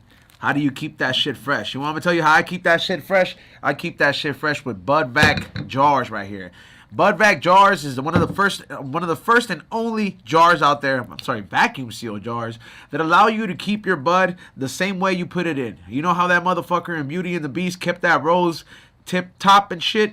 That motherfucker was using budvac.com. He went to budvac.com. He used that shit. He flipped it upside down and he kept that rose real fucking pristine. You want to know how you do it? They give you can go ahead and ball it out with this little vacuum thing right here. Believe me, this shit's fucking dangerous, bro. Like, shit'll fucking get your skin, bro. That's how fucking much it sucks, bro. This shit sucks way more dick than the fucking person who holds the record, bro. I don't know if it sucks dick, but it fucking has that suction power. But look, this is how you take out all the air right here. You go ahead and take out all the oxygen out that way. None of the fucking terpenes or trichomes oxidized, which is a lot of you guys don't understand. When you guys are like, oh, this weed, it could be some good weed. Sometimes that weed that you talk shit about, it just could be somebody storing it in a shitty situation. You want to know why? Because the one thing that makes the weed brown, it's not just a shitty grower. It could be good weed, but it could just be aged and it could be oxidized. A lot of people don't really know that. So how do you stop that process from happening? You go to budvac.com, and it doesn't stop there because we have a special code word. Special fucking code word for you guys that are watching the We Don't Smoke the Same podcast. Make sure you go to budvac.com and use special code word WDSTS. That's right, the initials to the We Don't Smoke the Same podcast, WDSTS, to save you 10% off. And you're going to go ahead and keep your buds like this fresh. I mean, I've had this bud forever. We're smoking this shit on the show. We've been smoking it every week. It does not stop. It's still as fucking green as when I put it in there when I bought the pack myself. Same thing I'm going to do, and I'm going to go ahead and get on the site and order more of these. But make sure you guys check them out and follow them on Instagram as well. But the website deal is www.budvac.com and the special code word WDSTS. Save you 10% off. But you know what? I'm going to take it an extra step. The first 10 people to go ahead and purchase something on budvac.com and use the code word, you know what I mean? Use the fucking code WDSTS at budvac.com and send me proof on the We Don't Smoke the Same podcast Instagram. I'll bless you guys with something to help, to help motivate you guys to keep supporting our sponsors. You want to know why? Because this is how we do it on the We Don't Smoke the Same podcast, and I like blessing you guys right back. So special code word WDSTS, and that's at budvac.com. Save you 10% off. What up, everybody? Thank you for enjoying that break, and shout out to all the sponsors once again. We're back here on the We Don't Smoke the Same podcast with our special guest, Noa James, in the house, dog. Hey, man. I'm high. You high? Mm-hmm. I'm glad, man. I mean, oh, shit. That's your turn. I already did the first one. I want one. Yeah, I told him to hook me up. Yeah. We gotta kill James. You want one? Yeah. It's fire, dog. Yeah, Should we kill James? And they just got the new pineapple thing. Yeah. They just got that because I haven't had it hit it with the SpongeBob pineapple. edition. Yeah, this And is then hard. Before people fucking ask, we're smoking Quiet Melts, hash rosin on this. Yeah, I've gotten some of that. actually This we is are. fire. Well, because that's the first thing that people ask, and like I don't get. Sometimes that question doesn't make sense to me. Like when they ask, "Yo, what kind of papers you use?" I'm like, bro, as long as I'm not smoking, so like a blunt or like something with full on ink on it, I think I should be all right. It doesn't even matter. I'm smoking J's. And even if you're smoking a blunt or backwards, why the fuck you care? No, a lot of people ask that common question, bro. That's a very common thing. People want to feel better. I smoke these, bro. Yeah, I smoke the same one E-Zone does. I smoke these homemade. My mom made. I love Noah so much. I smoke ORCA papers. I smoke working skin papers. I'd rather not smoke if there's no ORCA paper. Yeah, there's some fools that ride hard, and you can appreciate that, but I do understand that the whole thing you said if they fuck with with you before themselves. Yeah. I need you to fuck with yourself. I mean, well, that goes back to like what I had said. How you better be good at something better than me, because if you have to be, Hey, you don't have to be waste it, doing Xavier, something. take Well, Xavier's like, I was this fool talking. just It's not the this time fool to like just talk. being an asshole. Stop. Going, No, you damn. don't think I had already hit it like 4 times? Wipe it down and then It don't pass even it to taste Noah. good anymore. Yeah, man. One thing I wanted to bring bring up, man, is because me and you like we're birthday twins, man, and it's like yeah, the first thing you said, one of the first things you said is like, oh man, I fucks with this motherfucker, and his, you could tell we're from like the same fucking orbit the night the moon was there. You know what I'm saying? Because we're so much alike. Capricorns are like that. Yeah. And the one thing I wanted to point out, I'm like, man, it's crazy because we both believe heavy in the energy thing, and we both off the vibes. When you said you're like, I fuck with him, I was like, it makes so much sense because that's the first thing I said. I was like, all right, cool, we click, man. We click. Yeah. I got OGs like that. Like we just click, and we can admit that that's good. That's good because that energy is good and it moves, especially if it's moving. Like Vive Mescal, he a Capricorn too. And when I met him, I was like, bro, he Mexican, I'm Haitian, but we like the same person. We move. We love our family. He loved himself a lot. He put himself. I just saw myself. So like I can, it's tight when you can meet people and you're like, man, they can represent me well. Like no matter where they are, I can link with them. That's my brother, because what happened is when you bond with people and you start building with people and they become like your brother and people see you with these people, you'll start representing each other. Yep. People don't think about that. I'll give it to Cairo. He's good at that. Start representing each other. Cairo will always represent you good, even if he's mad at you. Even if he don't like you, he'll be like, "This fool's a good comedian." And we might be beefing because he did it with this motherfucker. Hey, no, but they were beefing at one point, and he hooked up with the show. Or he hooked up with some backwoods. He hooked up with an ad, and I was like, I thought this fool was mad at us, but I was glad that he went out of his way and like, yo, I know we mad, but out of the way, there's some business, and here you go. And I was like, oh, this fool's making us look good, even though we ain't like at that moment happy with each other. But I'll give him that. Cairo did come out. But the reason he's like that, and we can appreciate that, bro, is because he's been the same homie that you might have to tell him some shit like, hey, man, you're a shitty coworker, but you're a great friend. So For you know real. what I mean? and he understands that shit to an extent. You know what I mean? Like, there's some people that'll be like, oh, you don't fuck with me? You know what I mean? They feel like they have to give them validation on everything, and it's people out there gotta understand, man. There's gonna be things that people like about you and things that people dislike. That does not mean that you're gonna become instant enemies. It just means that's okay. And just keep searching for the people that you click with like Legos. That's crazy, bro. Yeah, some people will love you and hate you for the same thing. Yep. Like, I learned to take certain thing with grain of salt. I take love and hate like grain of salt. And some people like, but you're so loving. I said, but listen, I love you. I love myself more than you love me. Like, again, that's the motto. Like, it has to be like that, because once I rely on the love you give me. You know what's weird? Even with girls, it's like that. You have to. Once a girl starts, I'm like, wait up. You love me more than you love yourself? You're kind of stupid. Yeah, me and my girl, it's 100. me and my Or girl. not. Is she not stupid? No, yeah. Girls act like that. Be like, oh, I love you more than You can't anything. be 75 and I'm 25%. It's 100. Don't forget their family's event to go to your event. I'm like, yo, you still got a family, girl. Go say what's up. And that's when I'm like, you don't love yourself more than you love me. You're just trying to make me happy to come to my family event. It's 100. Yeah. Listen, tell them it's 100. I need you to love yourself more than you love me. You need to tell me, like, yo, I need to go to my parents' Thanksgiving. You want to come or not? And then I got to be like, oh, shit, I think that's why shit at you've been this to the age, last two. I think that's why shit at this age hits different. Like, you're the stuff you look for in somebody starts changing up to, you know what I mean? You start appreciating things that before that wasn't what you was looking for. You know what I mean? You might choose somebody who has their own business and shit together over, like, the person that has the perfect ass you want. But that's all she has, and vice versa. You know what I mean? You could be fucking killing it. Stop. You could be killing it, and I'm like, but that may be all you bring to the table. Damn. I think that's like the 5th one, dog. Let him go. Hey, bro, that's the ORCA, bro. You got Feel it. I know. We don't ORCA the same, man. Oh, that's a good one. I like that. This shit's hard, huh? Shit hits hard, dog. That's It's ORCA work. energy, bro.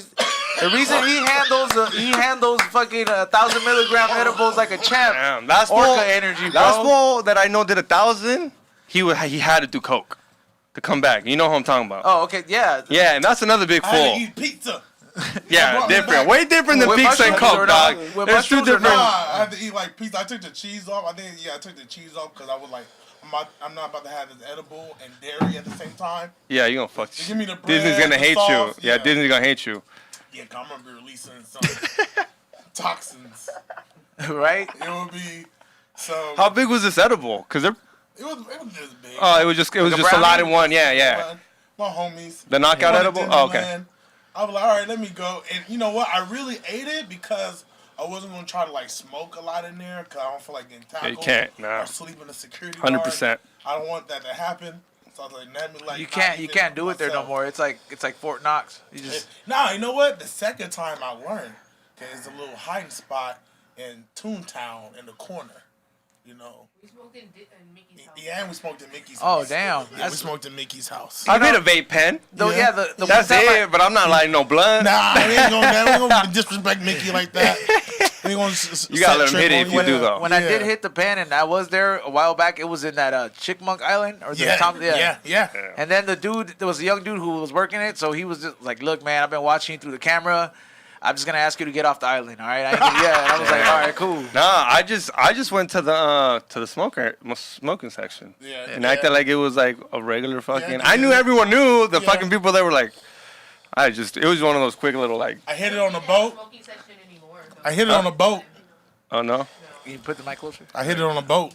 I'll hit that. What hit the pen On the boat? Yeah, the boat. I think The it's one for the. yeah, for the Princess and the zoo? Frog boat. Okay. Is that a new ride? Nah, so you just get on a boat and they tell you the story of the Princess and the Frog. I think it's in the Is New that the one with Orleans. the little houses? Mark Twain. The Mark Twain boat. White one. Oh, okay, Yeah. yeah, okay. Yeah, so it's pretty kind of like, I'm like, let me get on a boat Yeah. and chill and write some verses, I've never been on that. right? So the Princess and the Frog lady is walking around, just walking. I'm like, dang, all right. Yo. Hit the pin on the boat. What if they had Stoner Day at Disney where you could just ride the rides and Oh smoke my your blunt? God. How dope would that be? I They was sell out. in money. They sell out, I'll dog. be the I'll Food, be money, the drink. consuming It'd be one of motherfucker those that crazy day. nights where they let you light up on the Pirates of the Caribbean. That's light a probably. blunt, Oh my you know? How God. dope would that be? Come on, Tell me you would- Disney. Come on, Disney. That's If not Cali California, if Cali Disney. is legal. I want to say once it's like 100% like all nationwide, and then plus How 10 dope years, would that be? they'll Yeah. catch up to it. Yeah. Yeah, no kids allowed. Disney, Like I get it, no kids allowed. That's when they gonna buy land in like Colorado. Yeah. Somewhere, Wyoming, somewhere, Missoula, Montana. Yeah, they're gonna be in some places where you can, be a little Truman Show. That's where you fucked up though, man. I was like, they ain't never gonna disrespect Walt Vision of kicking the kids out, bro. He made that shit just specifically Yeah, for him. but I feel weird doing drugs with kids, dog. Like I told you when I No, did that's what I'm shrooms, saying. they I were judging get me. your idea. Listen, kids is already on drugs. Let me tell you this. Already on drugs. They are that down. the kids already. Kids come out drunk already. They already come out high. They don't sober up until they like in they, tweens. Cause that's when they mad all the time. They sobered up. The drugs is gone. That's true. Like, what happened to that little high ass kid that used to? Oh, yeah. Seeing butterflies and just saying weird shit all day. I never thought about They that, lit, dog. bro. I be looking at kids like, what are you I don't know. on? It had been a while since I went. When I went and I saw the Cars thing, I was like, holy shit, am I in the movie? I did it because I was pretty high too because I did edible. But dude, that shit looks real as fuck. Hey, man, if you're a stoner, Yeah. go to Disneyland. Go See, to all like, the amusement that's the parks. only reason I kind of want a kid because I want to take my kid and see his face, how mind blown he is. Like, oh, we're in He cars. just broke it down. Kids are high all the time. Yeah, They lit, but like man. those one of the things where like, cause my sister telling me she's like, you don't understand. It's kind of cool to watch them like things you like in their face, and you just watch them. You don't even watch what's going on. You're just watching them freak out about whatever the fuck's going on over here. I'm not there yet. I think Like I don't want. Yeah, trust me. I'm Not 28. yet. I'm still waiting, but I'm it's not- one of those things where it's like, oh, like we that want to sounds enjoy. dope. I need my own lightsaber before I. Right? So I need that. I need it first. Kids are on like natural Molly, dog. They are. I seen a fool. dad at Seriously. Disneyland that bought his lightsaber and told his kids like, you got to get your own. Like, it's How much too are these hard. costs? What are we talking about? Like 15, 20 bucks. No, to build your own at Disneyland. Oh, they have a build your own now? Wait Damn. up. So we talking like Start what? like 300?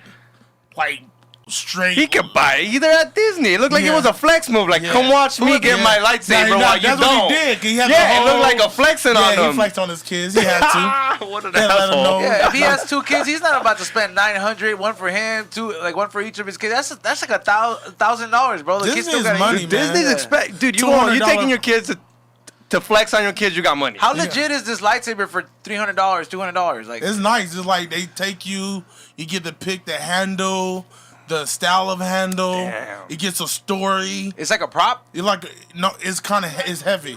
It's building your own. If you look it up, if y'all look it up, build your own lightsaber. You know this fool has those at fantasies Disneyland, with his wife. like Where she dresses up like As a that fucking bitch stormtrooper or with some the shit. you know they be boning with the lightsaber, but like, They- Yo, bitch. that's kind of like a Build-A-Bear, but just build the lightsaber. yeah, same thing. He's saying, "I'm here, hey, I'm here." bitch, I got this lightsaber. Hey, that's that what on the Bunny Ranch. There's a girl that oh, she dressed up plays as Stormtrooper. Aaliyah. What is it? Oh no, yeah, the stormtrooper. Yeah, the Stormtrooper. Oh, out that's here making crazy. 200,000. Every day, bro. You know there's fools. 200,000. The Stormtrooper and butt naked. Oh, there, playing there it chess. is. There it is. The lightsaber. Yeah, so you can build it your own.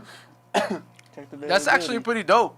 Yeah, I Can heard you- like, they. Can you hit like when you hit something? No, it's it like, doesn't fucking cut anyone's. No, I'm not leg saying it's off, gonna dude. cut it, stupid. I'm saying the noise. Looks I like don't a know. I prop. think it got a button. Oh, 292. Ooh, plus the tax. Damn. Is that for? And no, and you definitely gotta pay to get in there. So So that's like 500 Like, right it's off like the a bat. yeah, workshop. fucking all parking's of like that, $50. yeah. It's like a workshop and everything. It's like when you walk in Star Wars land, it's Star Wars straight up. I haven't seen it. You don't think you know where else? Damn. So they made that shit like full on legit. Yeah, like if you got your lightsaber out, a stormtrooper roll up on you and say, "Listen, you don't supposed to have this on you." Damn, that's fucking lit, bro. And all the stormtroopers 6-something, so they were smart, making sure they didn't like get some small. They got like 6 foot, 6'5", 6'6". Damn. I'm like, oh yeah, you gonna have to They're fight all- motherfuckers. They're all in fucking character there, yeah, bro. they're in character. They gotta train those fools legit, bro. Like walking coordination during the parade. You know what I mean? Yeah, fool. And then they have that Avengers land It's like now North too. Korea over there. Yeah, they got that event. Whatever. Yes, it's like North Korea over there. They got people fucking marching Hey, perfect step to they step. opened up that Avengers land too, man. I was like, you watch a bunch of superhero shows. I saw his like preview to like the Spider-Man shit where they launched this fool. He's doing acrobatic shit. Like he could die doing That's this a shit. robot. Is a robot? That's a robot. There you No. go. He's on. Damn. It's a It's a robot. life like robot. Yeah, it's like it looks, of course, like human, but it's a robot. Like they And they tricked you, he's on. they tricked me. I had to go. Well, you're a look- grown man. I had to look at it. I The said, picture no, looked like a human. no, it looked like a human. Wait, Then- what's this thing you're talking about? Yeah. So the Spider-Man that's flying in Avengers Land, Wait up. You thought a grown man was but flying it from looks building like to building? human, No, but it's a robot. It looks, cause some parts are real, right? This is how they trick you. Some parts are a real That's how Spider-Man. NASA tricked you guys. Right? It did. It did. I admit, it got me. I was got a excited. I thought real human was out here doing this. Of course, I'm getting excited. Like, oh shit, a real person out here flipping like that. I need to see this. But it's a robot. Yeah, I'm dog. so excited. I mean, I've been to Ringling Brothers fucking circus, and that shit is not a robot. Those motherfuckers are really swinging. Yeah, it's believable that they could hire somebody. Have you seen the Circus Soleil thing in Vegas? Yeah, that shit's Is kind it of dope? crazy. It's dope, but it's like there's 3 different shows. The one I saw was like, it was a real trippy one, man. I was like, Is that the one they do on what's that movie Knocked Up? No, Is that the one you went to? Because that- they do shrooms I and went to all like tripping another and one shit. that was like it was about like becoming your inner beast or some shit. So like it was just a bunch of like. He's fucked up. You it didn't was enjoy it. Huh? crazy, You bro, didn't like- enjoy it. I enjoyed it, but it was the Hey, first you time I look- tried Molly too. So I was like, it was. That's not a place to do Molly at, dog. I didn't know. I was, maybe Molly. that's why I don't like it. Molly's like I gotta move around type of shit. You had a seat, right? Yeah. Yeah, nah. And then like 100% you don't do Molly on the seat. I kind of want to get home. Yeah, exactly. Yeah, you're not even paying attention to the fucking crazy shit going on. Remember we went to shit. freaking the O show on mushrooms in Vegas? Yeah. That shit was not What cool. show? The O The show. O show, do not. Which one's do that one? I've seen it. I always just go to It's fucking like clubs. that water. It's that water fucking show or whatever, dude.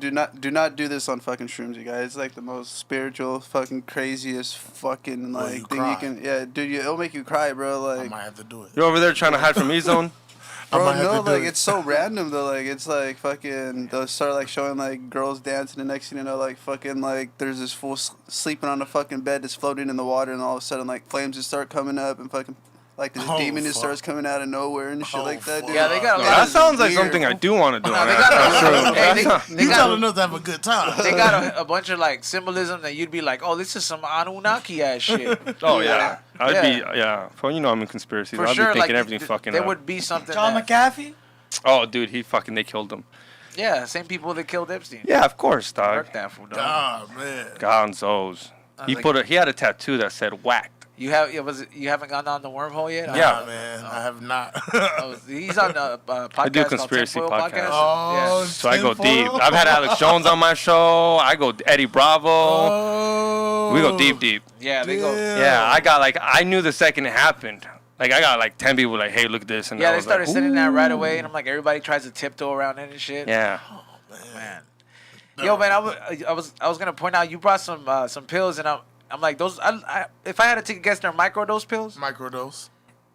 How is psychedelic? How is that a part of your life, bro? Because I'm like, I take them all the time, and people ask me from my perspective, and they're like, "You're crazy. You have a tolerance." But I'm like, this is somebody else's perspective. For all the people that ask me all the time, talk about your microdose Man, I experience. do it for spiritual stuff, like straight up. I did peyote when I was 15. Damn. So How's that? That Richie Valens shit. it's like finding forgiveness. That was that peyote trip. At 15, you need to find forgiveness? Yeah, my mom did 25 years in prison, right? Oh, okay, my So bad. she just Yeah. came out of Shit. federal prison. And like my dad deported to Haiti. So it's all this shit going on. I'm the man in the house. I'm in high school and I'm taking care of the bills. So I'm really, and she got to come live with us, Damn. right? And my granny like, hold your tongue, bite your tongue. Don't antagonize her. Don't, Yeah. cause I'm her trigger. So if I confront her on my feelings how I want to, she might end up going back to jail. But my whole purpose is to make sure she don't go back to jail, right? Right. So now I have to figure out how to not confront her the way naturally I would confront her. So I'm in Cajon High School in San Bernardino. Yeah. We got Native Americans in San Bernardino. Yep. People don't know who runs IE. The Native Americans. That's who run IE. Damn. No one else. That's who run it. That's the land how they gave people- those fools. Yeah, that's how the colleges, all of that. I love it. 'Cause I used to go up to Amber Hills. So shout out to all the natives up there. They lit. Shout out to I know they run Temecula. Yeah, Pachanga. straight up, bro. Pachanga, dude. So one of the homies came down, was like, yo, and this is how I end up asking, like, you want to smoke some peyote? I'm not really thinking what peyote is. I'm like, yeah, right? Hit it by the handball course in Cohen High School. Hit it. Next thing you know it, I'm walking home 2 miles crying. Damn. Just crying, screaming out. My homie like, you screaming out, I forgive you. I get home, see my mom, straight out and then said, I forgive you. Went to sleep for like 2 days. Damn. Like, but this walk was, it put myself in her shoes. Like, this is a black woman, 1984, crack cocaine, crack is heavy. She get caught up in crack, gang banging, all of that, right? And she having a lot of kids and not taking care of her kids. And, of course, we feeling abandoned. Then we feeling like she living her best life, not knowing that she's having a war. This is her nightmare. How long is this trip? You know, this trip lasted almost a good, like, in and out, like, lingering, like a week. Like, you know, Damn. in and out. And I'm mature, but it matured me, man. It matured me to become a man that I needed to be at that time. Because I would have been dead, bro, for real. Like, doing something dumb. Okay, something. so that's why your perspective on Yeah. psychedelics is a spiritual one. Cause that's my first thing. Like, it put me somewhere I needed to be, to see someone else's perspective, to feel like, and I seen her perspective. That's probably how like I seen it. I was like, now you kind of understand why natives probably take that shit, fool. The spirit walk. That would peyote. It's the spirit. You're spirit walking. So my 2 miles that I walked, that was my spirit walk. Hear me finding the orca. That was you know that Simpsons episode where he's like, "Find your soulmate, Homer." That was what you kind of went through. Yeah, same. Like I mean, that's not the simple, same purpose because that but was. that Yeah. in that turn on that walk, it wasn't me walking on that street. It's me walking in her timeline. Because that was a trippy episode. Like, he goes into a desert. He doesn't realize what the turtle symbolizes, the fox, and all this shit. Everybody's experience, like, if you were to try it, you'd see something completely different than he does. Like, what's the longest you've ever tripped for? I've never taken anything like peyote, but... Yeah, a week. I'm not even close to a week. What's the longest you've tripped for? Like, trip where I'm seeing shit I'm no longer in the world? Just how long have you not been... Lingered. Yeah, like lingered. Like, that's that, to me, the lingering is that real trip. I want to say... Since that rave, the time I told you where I got dosed with acid at the rave. Yeah. Because the next day I How long kept was feeling that? it, like, in and out. like more than 24 hours? Yeah, because I went back home because I lived close there. That's a long time. I mean, yeah, and I was able to sleep, but then like when I woke up, like I was still on that shit because I drank like heavily and the acid kept me up. But I was able to doze off, and then when I woke up and I started stretching, I like noticed that it would hit me like how that when you do like a bump of ketamine, like it gives you that Tinkerbell vision. I don't know. He said it. This boy, and then this boy acts like, you know, a bump of ketamine. You act like everybody in the chat room just like, yo, yeah, ketamine, you know. Ketamine's the I don't best even feeling. know. It's He like was a like, you know, a bump of psychedelic- ketamine, you like know, a just like psychedelic that Tuesday. reaction, so, like, it would- you know it how you would- sip a coffee. It would come in and out, and I would just. But it didn't trip me out the second day. Like it was more calm. It was just like, oh shit, like certain shit got like holographic Pokemon card-ish, you know?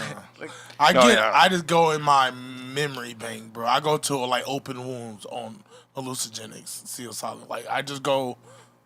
That's where I want to go. 'Cause I'm trying to heal as fast as possible. Do you go deep? Deep. I'm guessing you eating over than an 8. Like deep. See, like he I, knows like a what- couple ego death. I had a couple ego death that kind of transcended me. But like to how many grams we talking? 7. Damn, that's deep. Bro, 'cause I can't even do an 1/8. I'm so scared to do an 1/8. Like see, Told but he you, understands. I do like what 2. he I can- do what- like even after 2, I'm like, He nah. understands what that like what No, I psychedelics to feel take. it, Like yeah. for example, like me, every time I take a psychedelic that I like stuff that I can control. So every time I start losing control, like if it's something that's gonna last a long time and I'm doing an 8 to shrooms and all this shit, I always have that side of me that comes out that enjoys it because I never let that loose while or I'm out there, being a professional and all this shit. I have to make time to be that person. But this shit just helps me like just come out of the cage. And then there's sometimes where I take mushrooms where I know that if I start thinking about all the priorities and shit that I gotta handle, I use it as like a wake up call where it's like, yo, like even at like your highest point, like your priorities came to mind. So this is something very important in your life. I feel like the mushrooms and the psychedelics could teach you and tell you certain shit that the regular world or the rat race can block off. You know what I mean? or I have questions when I go in, so I wanted to like people because I didn't like people. I fucking hated people. See, okay, so you guys talk about shrooms like that because you guys done it more than once. I've take always them said every it, day. but yeah, but I've said it. If like, let's say someone comes at you and be like, "Hey, I want to do shrooms," I'd never give someone shrooms if their mom died right off the bat, like their first time. Let's put that down, like, because we're all telling like, "Oh, let's do shrooms on a crazy night." No, I'm telling like, if you're first time doing it, and you're going through a breakup or someone died. Not the good There's time. a mental you kind of prep have to, I guess, build a tolerance to, or at least know what's coming. Yeah. But I've always, because I mean, it seems like we're telling people like, hey, if you're going through it, go eat some shrooms. But like, you're definitely going through don't. a high state already. Like if someone passed away, your endorphins, all of everything's open. On edge. You're high on everything. Like I would, if he's only someone in his own family died and he did shrooms, I'd be okay with it. I'd be like, all right, go handle. But if I knew someone that they never did shrooms and they're like, hey, my grandma just died, should I go do shrooms? I was like 100% no. Like no, you're gonna hate them after. Because just the same way that I recognize that I'm able to let go, where like like I'm off the leash when I'm enjoying it, I can only imagine like if I'm not at the right mental state. It's a mental prep thing, like. Yeah. You can't take a psychedelic trip when you're in like a bad state. You know what I mean? You have to be ready to embark on that journey. I've done psychedelics, man. Like I've done DMT, man. Like I was like, I gotta take. I like catching faith with the devil, right? I like so that's my thing. What? Like straight up, because it's like that, and the devil is you. Same thing to me. It's you. You just hitting some dark levels. You trying to get rid of some shit. So I tell myself I always try to go in trying to catch fade with the devil are one of my devils. Or because we trying to level up somewhere, or it blocking a business, or me the credit thing. Shrooms help me overcome the fear of tax, IRS. Explain that to me. How did shrooms fuck with the government with you? But you got to look at it. Our parents kind of put that fear in us sometimes. Like, save money, do this and do that, not invest money, build a business, get some equity, get some property. And even then, when you got money, they're like, keep it on your bed. You know what I mean? You know what I mean? So sometimes it's playing scared. And you're playing very scared. You're not playing the game you could be playing. You can't win. It's like poker. I've played poker. If you play scared, you can't win. You can't win, right? Can't win. So you got to play. Shrooms took that fear out of me because I started having the conversation why I'm like this. Or why do you have this such attachment to money? Fuck money. You need credit, all right? Every time you got money coming in, move it to your credit. Move it. Just keep moving. Till you start paying off everything, use this. I started understanding and being okay to have this conversation. Wouldn't it have been nice if they taught you that in high school? Oh my God, I would be. Come on, my boy, right? I've been. They don't teach you shit. But I get it now. I understand it. I appreciate when I started getting it, because now I can kind of tell homies a little bit. But shroom helped me overcome certain fears or have to let go of certain things and having that conversation and why. Because you can do it and just push past the fear, but sometimes I want to learn that motherfucker. I need that why. And that's me doing therapy. I think therapists taught me, without she knowing, she taught me how to guide myself in shrooms.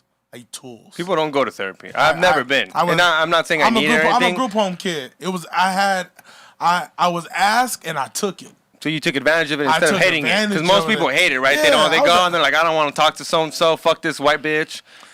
And you kind of was like, I'm might as well. I was violent, and I was too violent, but I didn't want to be violent, and that was what made me go to therapy. I was violent. See, I would never. If someone like you wouldn't tell me that, I wouldn't believe that. Because you can't tell me you don't want to be violent, but you're violent. I'm like, well, where's that coming from then? You know what I mean? And that's why I need to know where it was coming from. I didn't know where it was coming from.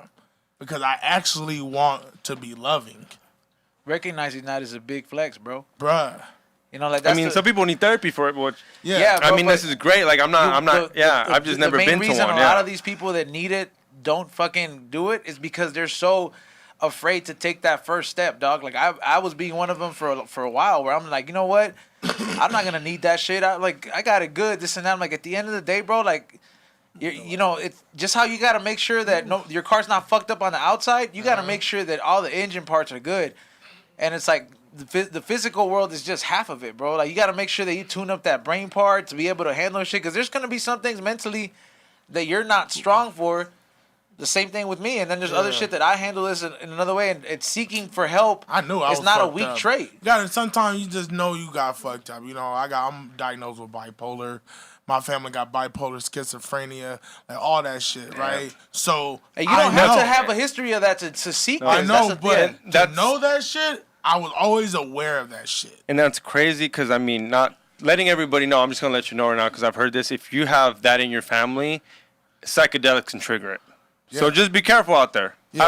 I've heard people be like, "Oh, there's schizo in my family," and then homeboy did acid and he became schizo. Went too far. So I'm just letting everyone know, if that's in your family, careful with if you should do those drugs, because they can trigger something where you might go. You have to be at peace in some kind of way.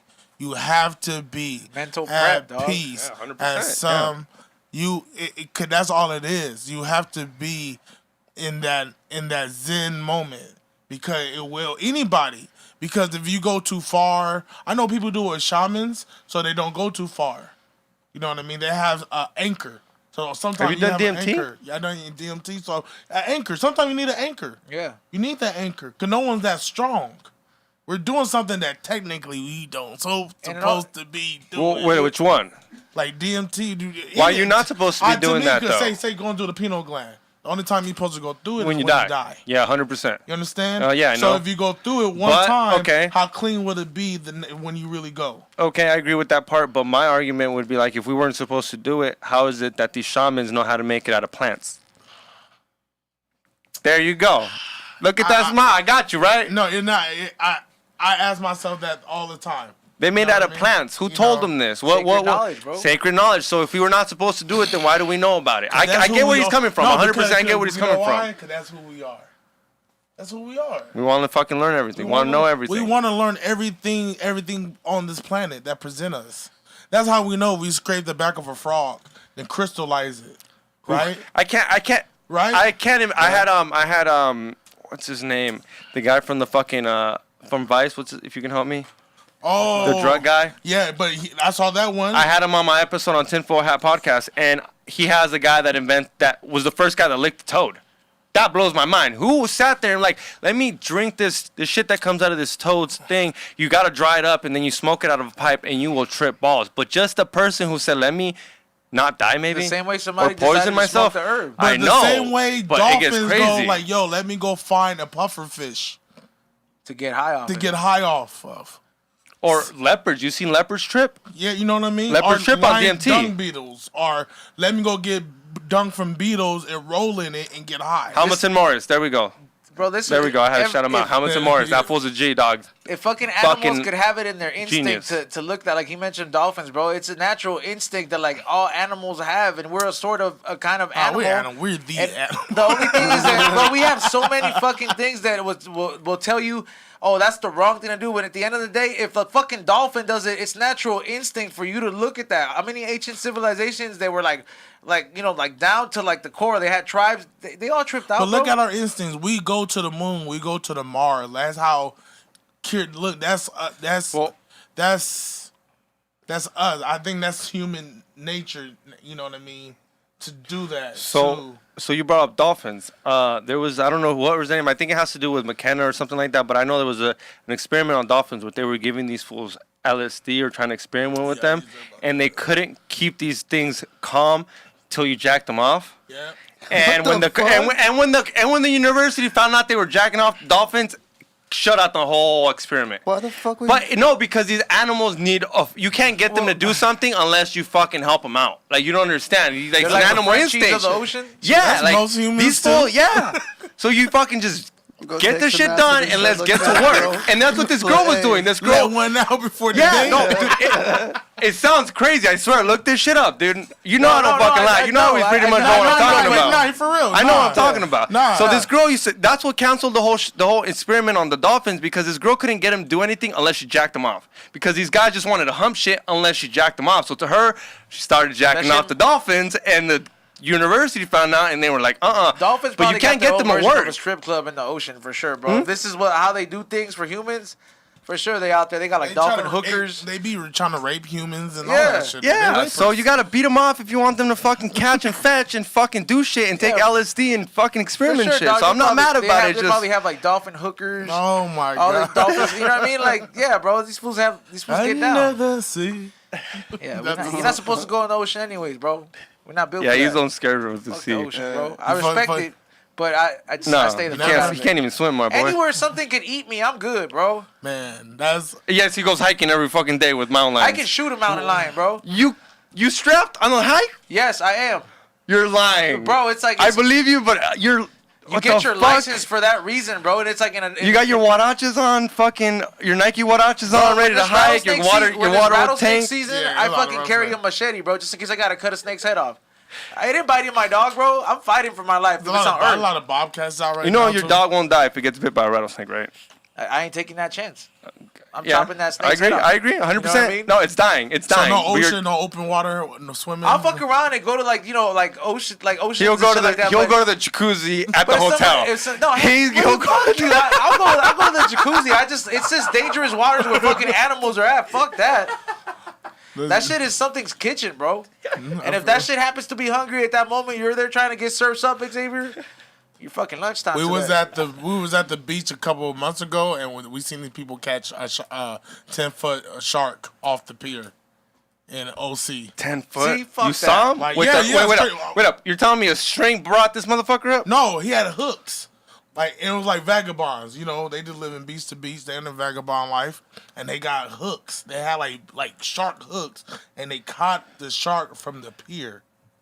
I can't even imagine. Dude, all this. the aliens go in the ocean too, bro. Fuck that. I think the aliens in the water. I feel like the aliens in the water. Wait up. So you think there's a portal that puts them where? In the middle of the earth? You think Atlantis, there's bro. a hollow earth? Nah, If I go real deep, we can go real deep as fuck as you want. I think is like not like Atlantis. I think it's a whole different like. But if you said they're going in the water, you think there's something obviously not in the water, underneath the water? Underneath the water. So we're a hollow earth. There's yeah. something there in there. I feel you, my boy. Like I know what you're talking about, 100%. Like Kong. Yeah. Like when I looked at Kong, I said, "This is what I think it is." Like probably do one have it. controls the cooling of the earth, and one controls the heat Because of the the earth. Bermuda Triangle, they think that that's where they come in and out because shit always disappears there. Hey, what You know I know what I'm talking about when I brought that up. Oh man. Hey, when these fools activate fucking Godzilla, I was like, that's when we find out the Power Rangers are real, dog. You know what I mean? We gotta have some kind of fucking Metal Gear machine or something like that to fight something that big. That's just crazy. I watched that movie. I was like, "Yo, this some real shit." I said, "What happened? They got some shit." They have the like this. firmament there.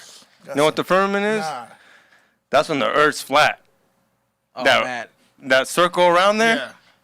I don't know. It was in the King Kong movie. Y'all fools I'm brought it up. I'm about to go rewatch it. Y'all fools brought it up. I'm gonna go rewatch it. We're not going down this hole. We still got super chats. Bro.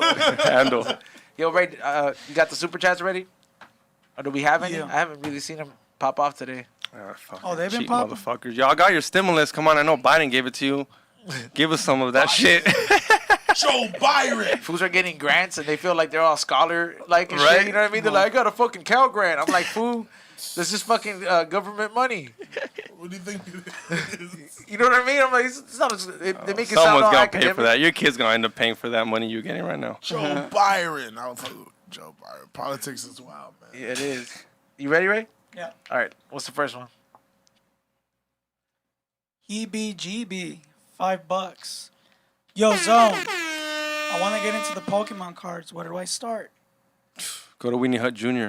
Well, let me put it in perspective. If you really wants to give it a try, find out what set you like, and then find out what the chase cards. Explain are. what a set is, because A set is like an addition. There's like Sun and Moon, Evolutions. It's pretty much the era, and then you start collecting from there, and you find out, you know, if you're gonna just be a collector or if you're trying to make some money at it. Find out what your purpose is first. You know what I mean? If you're in it for the money, that's cool too. But if you're in it for the collection, you gotta find what set you like best. You know what I mean? Because the money's gonna change where you spend it at depending on the market. If you're chasing the money, but if you're trying to be a collector, find out what set you like. You do your research on it, and then you make your chase cards, and then you have the fun of like opening packs and finding them out. There you go. Bill Doltree says, can I super chat and send someone the Sock XG? Damn. Who's socking me? How much you super chatting, motherfucker? Damn. He's like, Eddie hit me. There we go, dog. Eddie, I've gotten socked. I've smoked scante on a podcast. Just you put the money up. What's up? What's up? How much we talking, Bill Still can't believe you Doltree? I know you smoked broke. Scante. At least on King of the Hill, you a broke motherfucker. Are you broke in real life? Damn, you. I'm calling you out, Damn, motherfucker. How much you gonna he's drop? going- Don't he's be going saying I'm gonna in sock on someone. Bill Who's socking me Doltree. too? He said he's gonna pick the person. We'll see if he doesn't. We'll do the super see. chat. He's gonna give you all the recycle. Yeah, don't read none of his other comments unless he super chats, Mr. I got money to fucking sock XG. Hey, he is a, you know, Bill. Fuck this, boss. Was going hard at me for a long time. You want to come at me? Let's he's go. a grower, bro. Huh? He might have money. I dog. He hope grows so. weed. Then, if he draws, That way it's worth it. hey, it'd be worth it. You can He's like, record I'll it. send you a pound.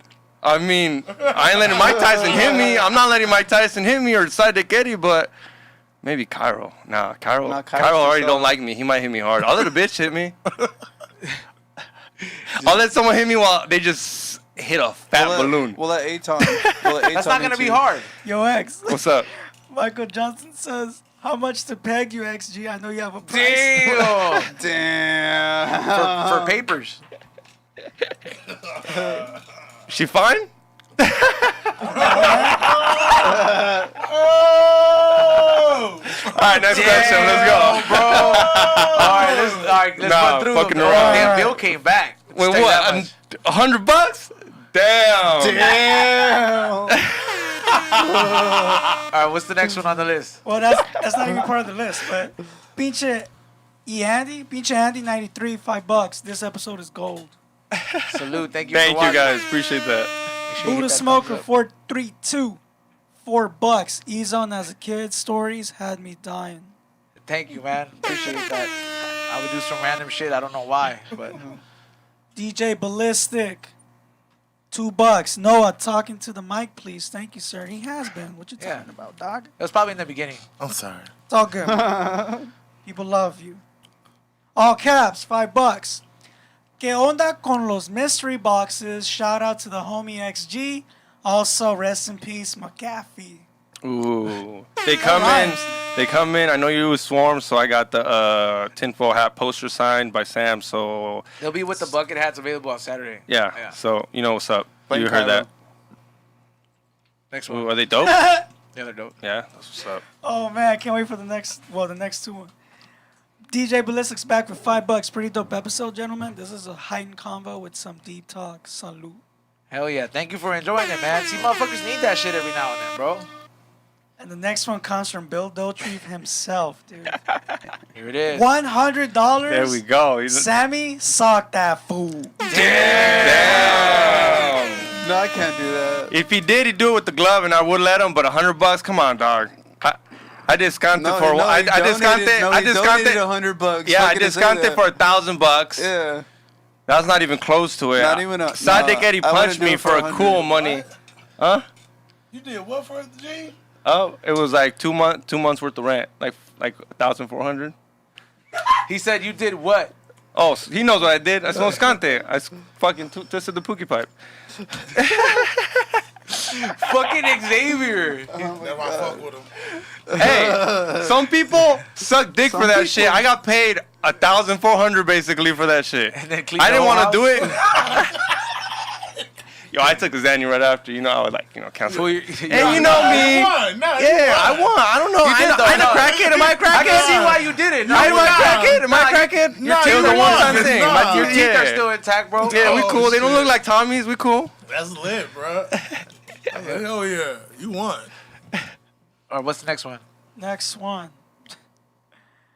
G Breezy, $5. Dope show. We went deep. Salute to E-Zone. Machete chopped that snake, bro.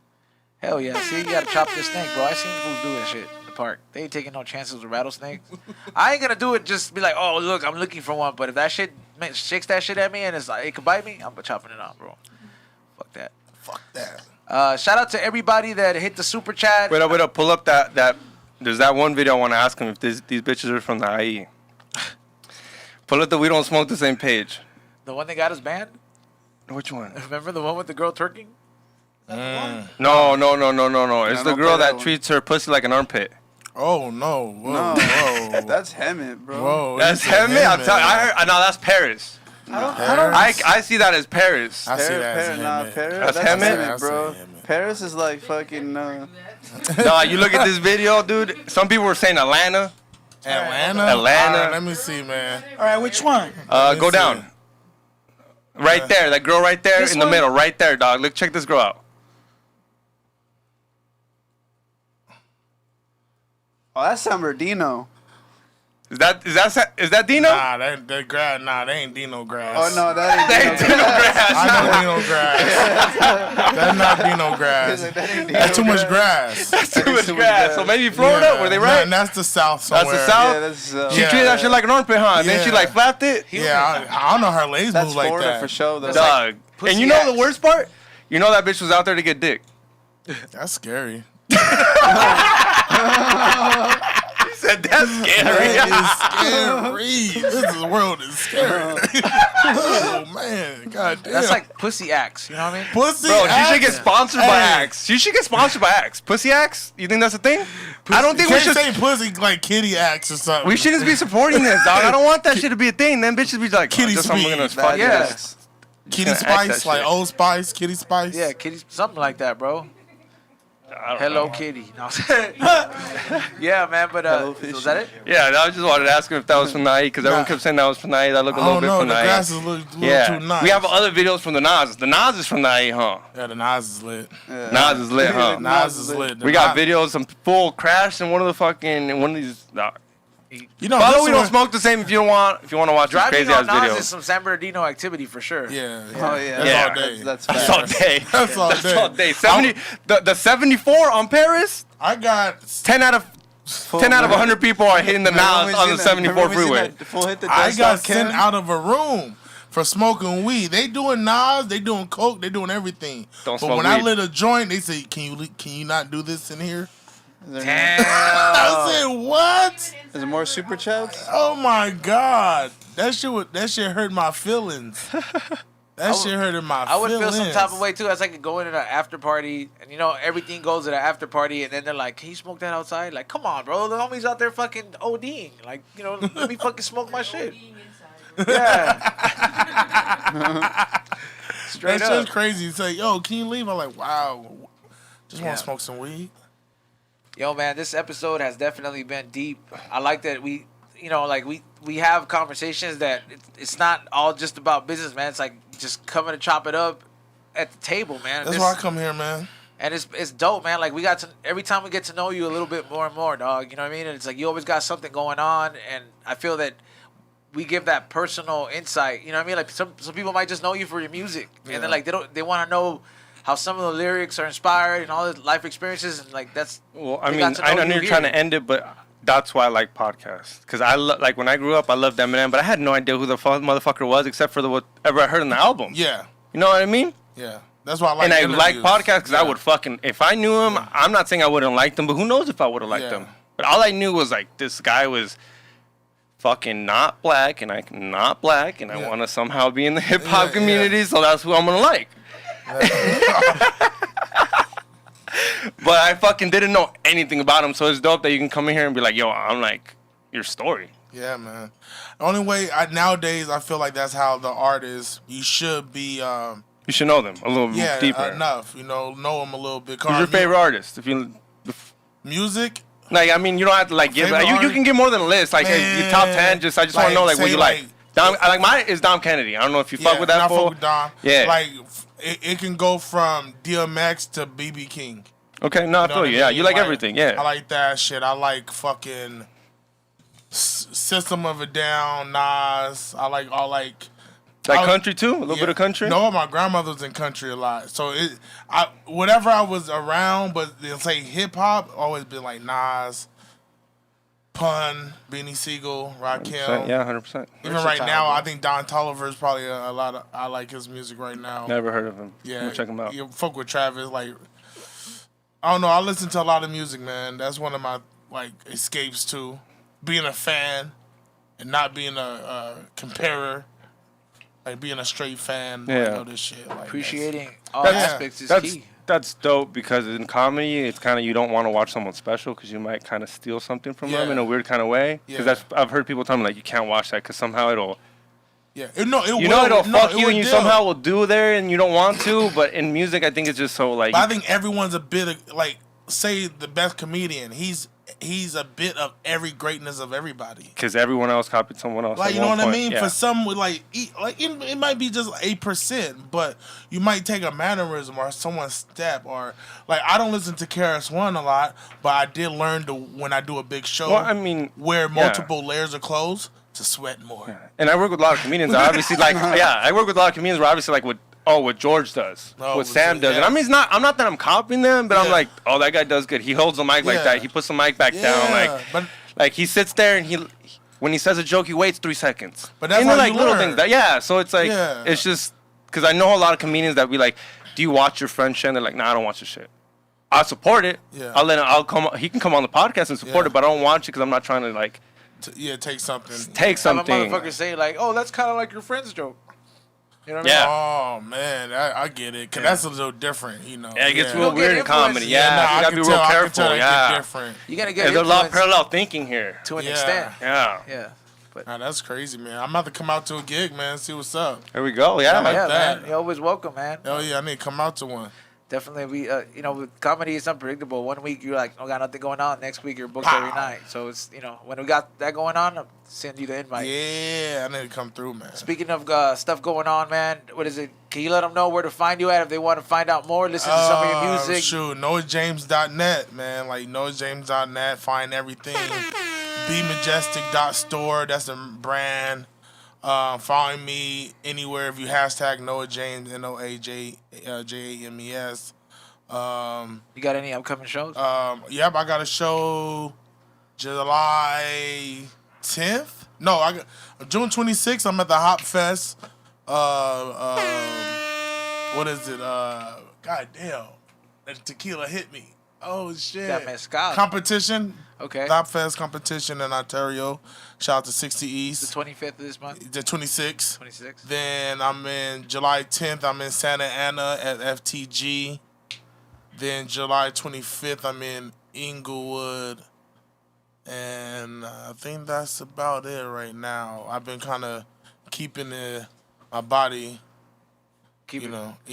preserving your energy. Yeah, man. Make sure you guys come out and check out the homie because he is a very energetic performer, man. He's jumping up on stage. He's out there just creating a whole fucking vibe for y'all. He's a very entertaining dude. He's talented, and I mean, he's a whole vibe. So make sure you guys go check out my boy. Blessings. Thank you so much for coming on. Xavier, shout outs. What's up? Thank you, everybody. Hit that like button. Fuck Bill Doltree.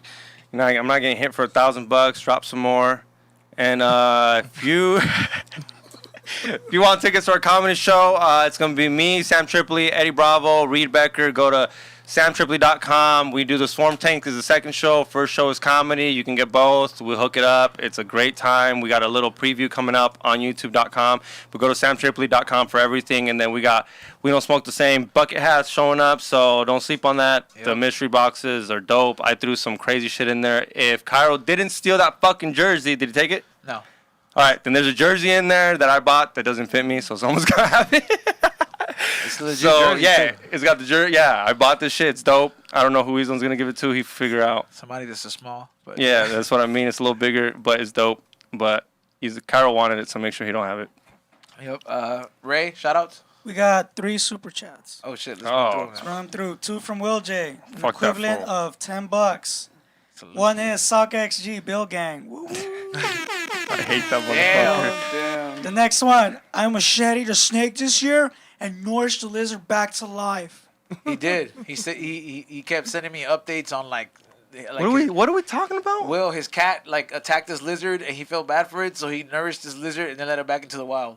Yeah, he was asking me for tips. He's like, how do you take care of it? You're like Dr. Doolittle, man. Yo, yeah, I was like, dude. Oh, is that why he wanted your number? Yeah. He was like, give me E-Zone's number. I need it right now. He wants to save a dying lizard that his cat half ate. Dinosaur expert, dude. It made it out alive. But shut up, Jurassic Park. Chill, fool. What's the last one? Luis Sanchez, $5. Do y'all believe that pot increases your intuition? Also, do y'all believe in hearing the thoughts that other people have? Like what women want? Oh, No, man. no. Hell I don't. no. Okay. I think the weed shit is into it. I don't think it has anything to do with your intuition. I think the mentality before you smoke the weed is what's gonna shine. So if you're not an intuitive motherfucker, you don't have it in you. The weed's not gonna saute that part. It's gonna saute whatever mentality you're in. That's how I feel about it. And then reading people's thoughts, I don't believe that. Reading women thoughts? No, or just being able to like pick up on anybody's thoughts. Yeah. Like, nah, I don't. You know what I mean? I was like, this isn't. I don't know. I don't think that's possible. It's not a fucking comic book. What fucking weed you smoking? No, right? Like, Him, yeah. The fuck? I've never read no one. I've smoked a lot of weed. I've never been like, yo, Toppy's thinking that tomorrow he should go buy In-N-Out. I saw that movie too, What Women Want, and I was like, Mel Gibson played a great role, but I don't think that's the real thing. Yeah, no.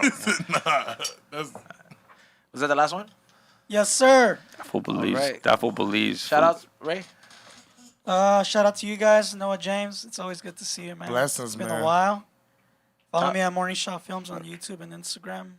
Sammy. Make sure you check him out because he's always busy filming Steph Tone stuff and amongst other things, working on High and Hungry's top. We got Denver coming up. Yeah, Denver 7/10. Make sure you guys get your tickets. High and Hungry comedy show. Just follow me at AO Toppy and Quiet Melts and Dr. Green Thumb Trim Crew. Make sure you guys check them out. Quiet Melts, Get you guys Dr. a job. Dr. Green Thumb Trim Crew. You're And like I said, thank you so much for everybody for the thumbs up and the subscribe. Hit that share button. Share the clips. Thank you for following us on the We Don't Smoke the Same podcast page. Thank you to our sponsors once again. Make sure you guys go to highandhungry.shop. Enter my giveaway at win.highandhungry.shop. All your orders have been shipped out. I got a bunch to do tomorrow. I just seen it right now. Thank you so much for that. And also make sure you guys watch the latest episode of High and Hungry because we got another one coming out this week. And we're ready for the next one after that. So we're ahead on schedule for that. Thank you to everybody that watches.